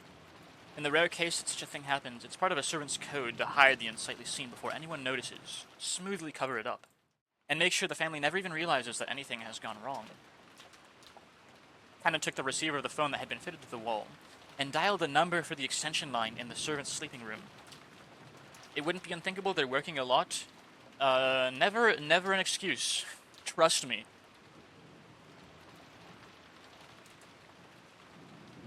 Friggin' punctuality is probably everything to these guys. I'm well familiar with the environment where you can get completely just like trounced on for being even a minute late even once. I'm sure it's very similar, like the servant culture. He couldn't hear that characteristic sound of a dial tone. Cannon tried picking up the receiver again, but even so, he couldn't hear the usual dial tone. He tried dialing again, but it had no apparent effect. Also, bitch-ass Goda was doing the crossword. He wasn't even working. He made Shanan-chan do his job.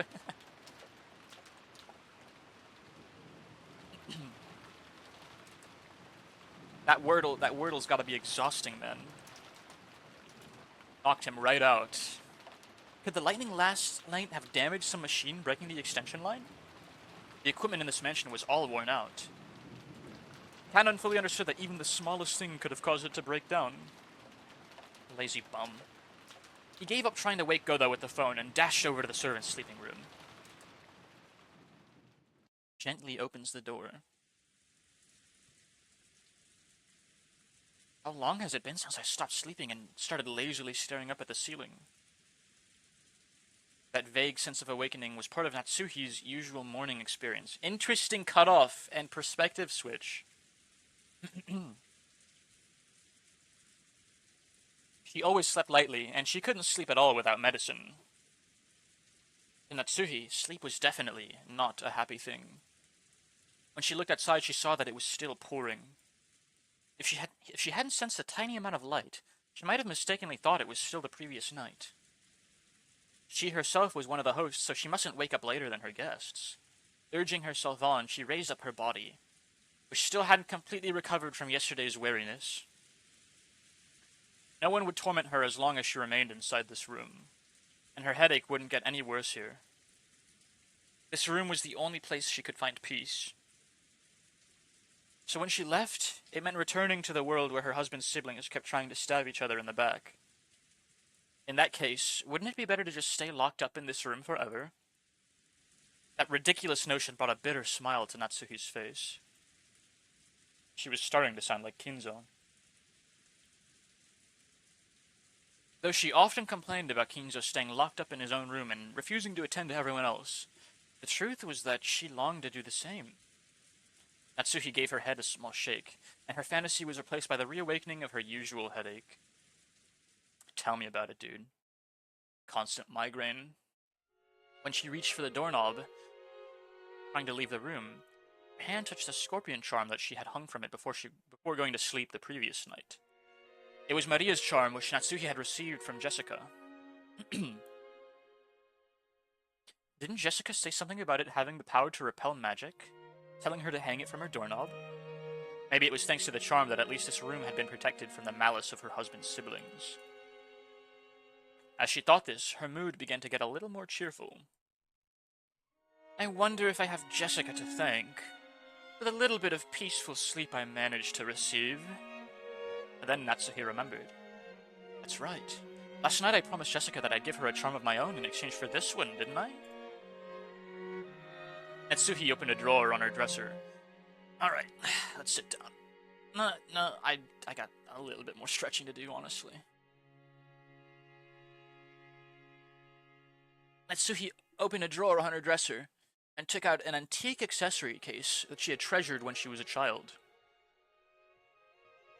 Inside, there were many small objects that Natsuhi had thought were valuable at the time. From amidst those, she pulled out a red pouch. Inside was a small round mirror, about 10 centimeters across. It looked quite old, but the design on the back of the mirror was very ornate, and it felt like something with historical value. At the very least, it seemed much more authentic than the other charm, which looked like a plastic scorpion keychain. She had heard that this was a spiritual mirror for warding off evil spirits, and she had been given it specially by her grandmother when her grandfather's mementos had been distributed. It had been believed since long ago that a strange power resided in this mirror. Perhaps people thought it could reflect calamity and malice in the same way it reflected light. Natsuhi returned the mirror to its pouch. It would probably be a fitting object to hand over to Jessica. Trying to enunciate a little more. Just as she was placing it in her pocket, the sound of someone knocking on the door suddenly echoed throughout the room. Yes? Good morning, madame. It is Genji. My apologies for waking you so early. I'm coming now. What is it? No servant had ever come to her this early in the morning, nor had they come to wake her in person. Perhaps something bad had happened. Maybe some fatal oversight had been made while preparing breakfast, something that would shame the household in front of their guests. Natsuhi took a deep breath in anticipation for whatever troubles she was about to hear of. When she opened the door, Genji once again gave a morning greeting while bowing deeply. What would be a formal morning greeting in Japanese? Would he say like "Ohayo gozaimasu," or is that too informal?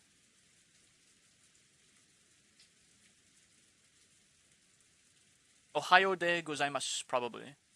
Ohayo de gozaimasu, madame. That's usually what he says? Okay. I was close then. The gozaimasu is really what makes it formal.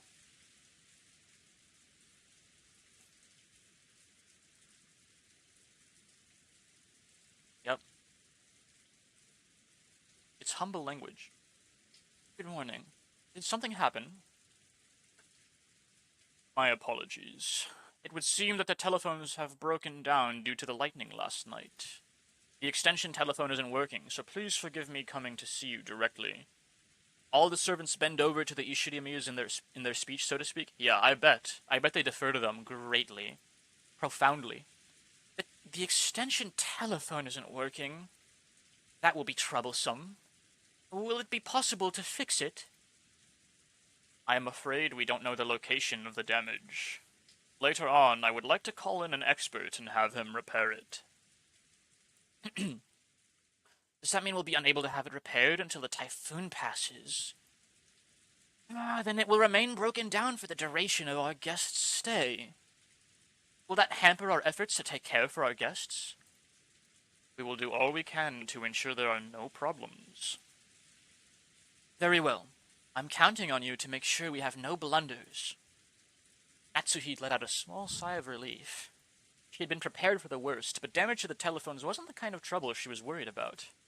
Then again, even this would probably be enough to spark sarcasm from Eva. Natsuhi gave her head a light shake. Are the preparations for breakfast proceeding well? Sup, my homies, how are y'all? Hello, Kaz. Honestly, I was missing you a little bit earlier this stream. I'm like, golly, Kaz has not shown up yet. But we're doing well. It's good to see you in.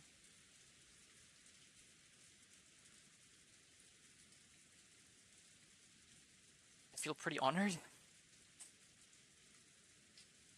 You're a very loyal chatter, Kez. What can I say? I grow attached to people very quickly. As to that, we haven't been able to find Goda. The arrangements for breakfast have yet to be carried out. What did you say? I spent the day trying to mod my 3DS. I succeeded, but now I gotta dump some games. Believe it or not, I think we can make him do pull-ups now. Oh yes, very notable information. Believe it or not, chat, if you've like ever said anything in my chat before, I will I'm not trying to make you guys guilty or anything, but like I will think about you and like notice that you aren't here in any stream if you've ever been in my chat. I'm like, shit, they're not here. Absolutely not to like guilt you about it or anything. Like, don't feel obliged to come. Like, be in my chat if it's something that you like to do, of course. But like, I'm just saying, like, that's the kind of person I am. Where like, I'm just gonna think about you if you're not here. I show up when I can, okay? I know, like, exactly, like, I profoundly appreciate it. But I assure you, like, if you can't, I'll be like, I wonder what they're up to right now. I'm sure, in my head, I'm like, I'm sure they're busy, right? Like, I don't expect you to be here every day. I stream 6 days a week, for gosh sake. Stream Limbus Day every day, and I'll be here every day. Somehow. Or stream Slay the Princess? Is that another game I need to add to my list? Natsuhi was indignant. Sorry, I tried my best to not like make it sound like a guilt trip about you guys not being here every day, and I couldn't. Because like it really wasn't my intention.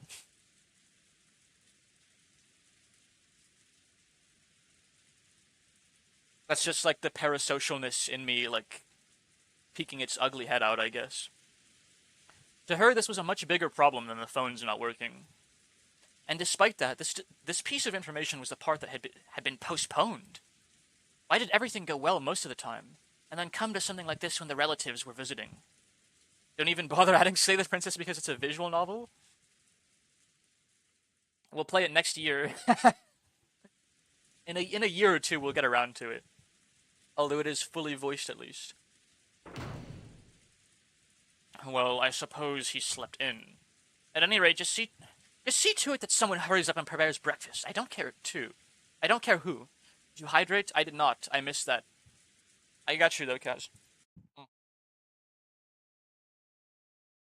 What? Natsuhi exited into the hall and turned around for a second to close the door to her room. The creepy thing she saw there silenced her completely. We also have a value pack? Correct. You can now save 50 points on hydrate, stretch, and posture check by doing them all at once with the value pack care package. It was an unpleasant sight, as though someone had dipped their fingers in a reddish-black liquid and scratched at the door around the doorknob.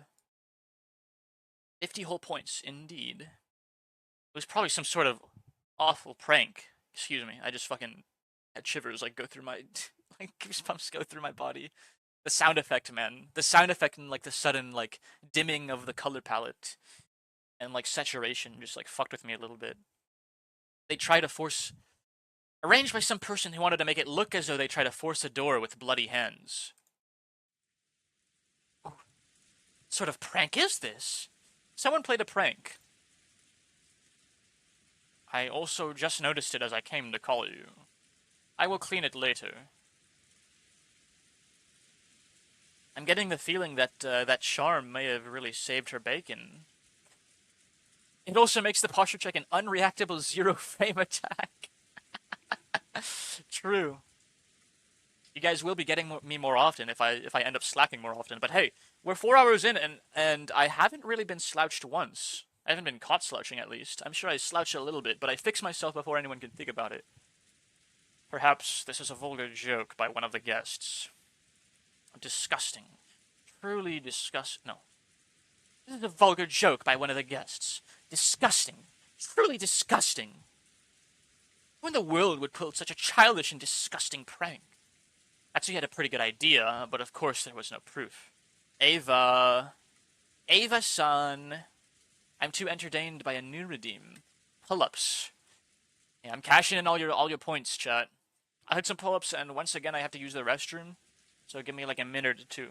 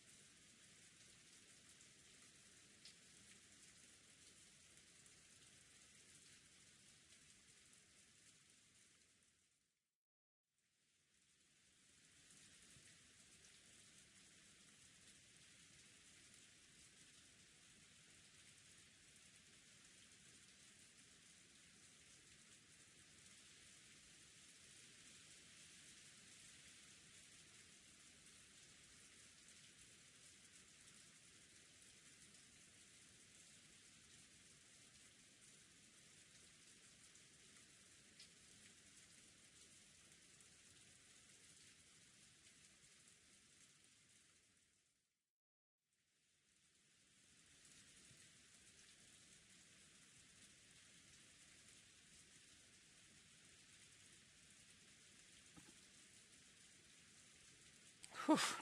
I am feeling it. I'm feeling the pull-ups, chat, for sure. I gotta sacrifice a little bit of form here to get them through at this point. I can't go down all the way, but I'm still doing them. Ava-san's such a prankster. Ava-ne-san. So even if she pushed the issue, it would just seem as though she was making a fuss about nothing. In fact, it would surely be better to act as though she hadn't even realized that such a prank had been played on her. Natsuhi gave the order to have it cleaned and headed off to the parlor with a squeak of her heels.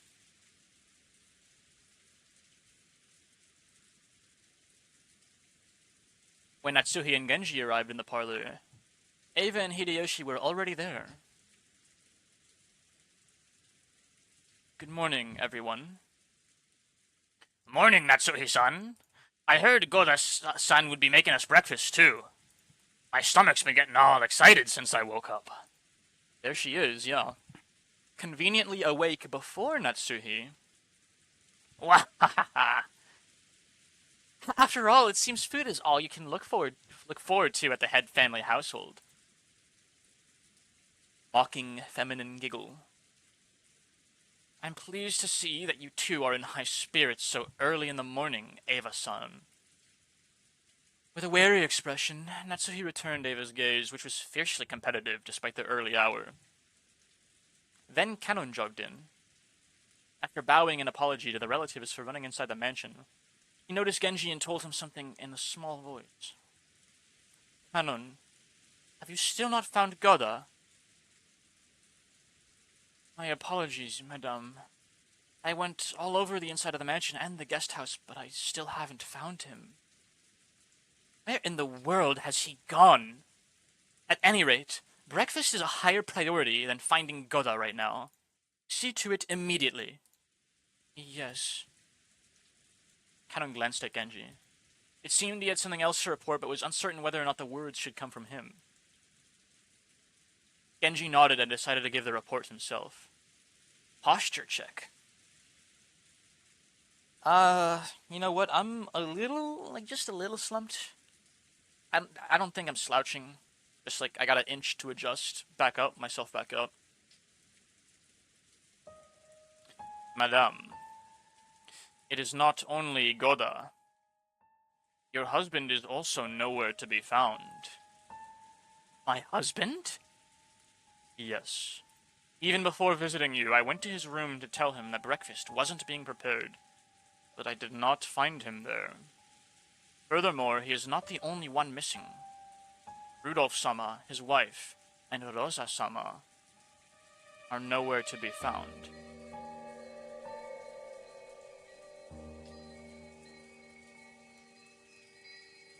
Shannon?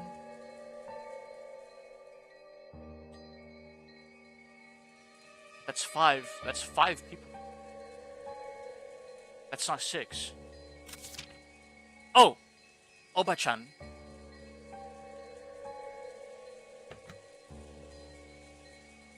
Maybe Nanjo? I don't know. It's clicking together, chat. I think that was the first Twilight.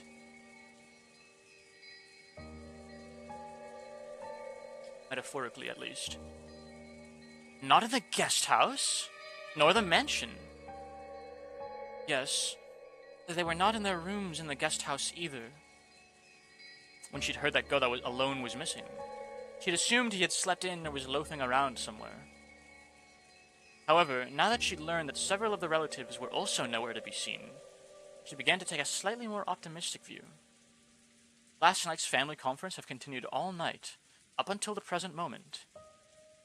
If so, they may have wanted to cool their heads after being shut in a stuffy room, going out for walks on their own through the rain.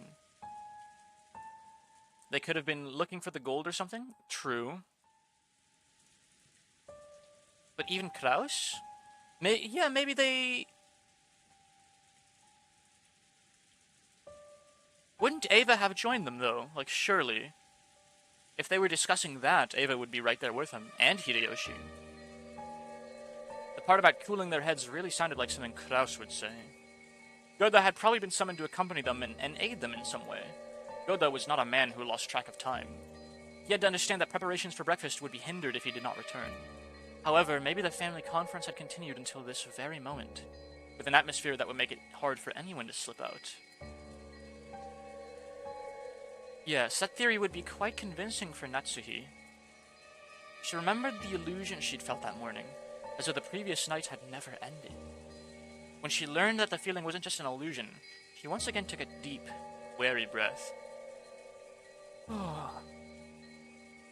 After all, the banquet of filthy vultures circling Kinzo's property was still going on. Perhaps they're still discussing the inheritance, somewhere in the garden, or maybe the beach. At any rate, if we don't call Goda back, we'll never be able to begin preparations for breakfast. So, what are you saying? Are Nissan and the rest still continuing their discussion? She had planned to say it in a small voice, but Hideyoshi overheard Natsuhi and managed to grasp the situation.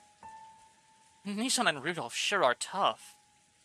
Maybe it's just youth in Rosa's case? Just a bit after midnight, the two of us were so tired that we headed back to bed. Okay. Though I do remember that Nissan and the rest were still having a heated discussion at that point.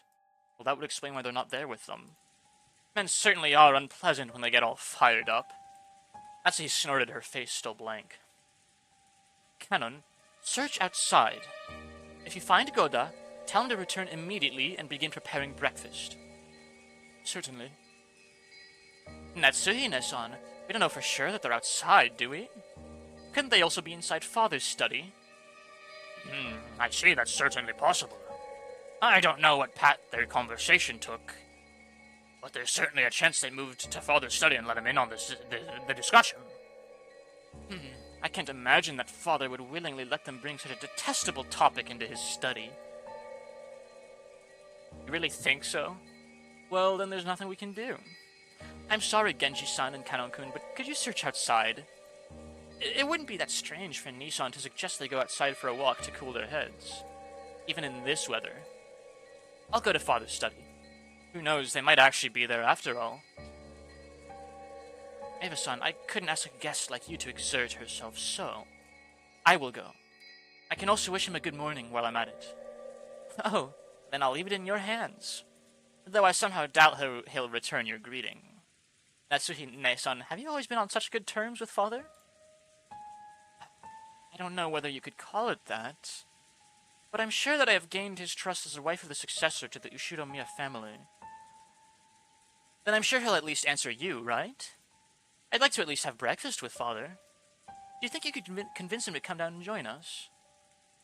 It seems that he thoroughly despises the rest of us, but I'm sure he'll listen to you if he trusts you that much. After speaking so boldly, if you're unable to convince Father and come down alone, then I doubt you'll ever be able to claim that you've earned his trust again. Extremely sardonic and mocking giggle. I'm not confident, but I will try. And so he responded, looking discouraged. However, knowing Kinzo's temperament, she had absolutely no confidence in her ability to bring him out. Giggle, giggle, giggle. Eva was clearly mocking her, confident that Natsuhi wouldn't be able to get Kinzo to come down. But even so, Natsuhi would not lose face as if she gave up, saying it was impossible and letting Eva go instead. Eva's mean-spirited and unreasonable demand made Natsuhi clench her fists tightly. When Genji realized this, he softly spoke to her over her shoulder. Madame, please take this if you would. And this is... Genji handed Natsuhi a sparkling gold key of ornate design. It was the key to Kinzo's study. The study had an auto-lock and couldn't be unlocked as long as Kinzo forbade entrance. However, since Genji was especially trusted by Kinzo, he was allowed to carry a key to that door. This key is used, won't you also receive the blame? When the master is sleeping deeply, simply knocking on the door will not suffice. And it would be more difficult to persuade the master to leave his room if you must talk through the door. Please use this. Genji. Until now, Natsuhi had thought of Genji as a cold servant. Wouldn't do anything for her since he worked directly under Kinzo. But it looked like she would have to alter her understanding of him. She wanted to communicate her gratitude, but by then, Genji had already turned his back on her. He was walking down the corridor with Kenon. But as Natsuhi watched them go, the words directed at her from behind were sneering. Well then, you must bring Father with you, okay? After all, it's his son's precious wife who's asking. I'm sure he'll listen to you. We're guests, so we'll just relax here at our leisure. Oh, quit it, Eva. You're taking this too far. Sorry, Natsuhi-ne-san, but we're counting on you to deal with Father. Without answering, Natsuhi forcefully spun around on her heels and quickly left that place. And I think that is a good stopping point.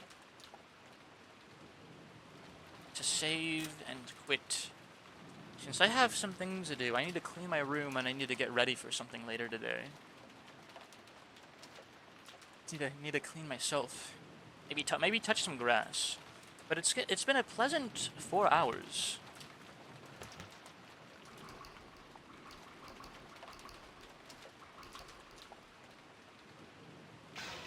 I just need streaming right now. Ali is still streaming. Why don't we go say hi to her? Erased Crying Maria? She's still somewhere in my load screen. Yeah, there's still a couple of them. There's a couple of them. Are you enjoying the start of the second day? Yes, I can feel the ante has been upped, for sure.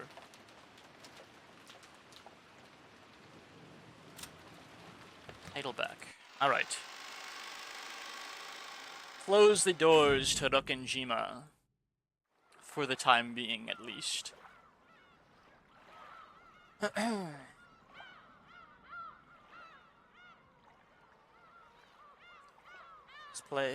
play some Castletown. Why am I floating? There we go.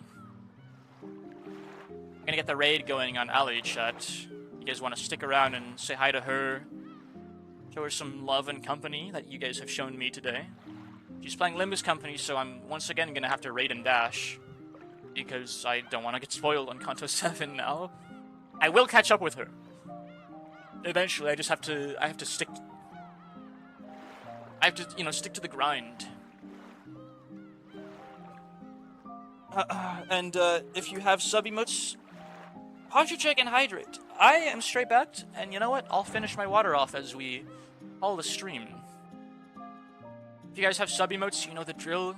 Post your homunculuses, post your critters, you know, dealer's choice, really. Post your points. And we say Spore Raid. Don't post a grid like that, because that might be a little annoying. I really missed a lot of this stream. Yeah, today's a shorter day. I got something to do, like, I need to, like, take charge of myself, and, like, most importantly at this point is probably just cleaning my room, which I've put off for over a week now. You know, I've been in a bit of funk. It's not a great excuse, but it is my excuse. I've been in a big emotional funk, and I haven't really been getting a lot done lately. But, you know, freaking, knee to the grindstone, or whatever, however the saying goes. We got a lot of streams coming up after my, you know, long break. I'm streaming every day this week except for Saturday. I really appreciate you guys coming to hang out with me, even if it was only for 20 minutes or however long you've been here. I really appreciate all of you. So you guys enjoy the rest of your day. I'll see you tomorrow if you'd like to hang out with Limbus, and yeah, that's about it. Ciao!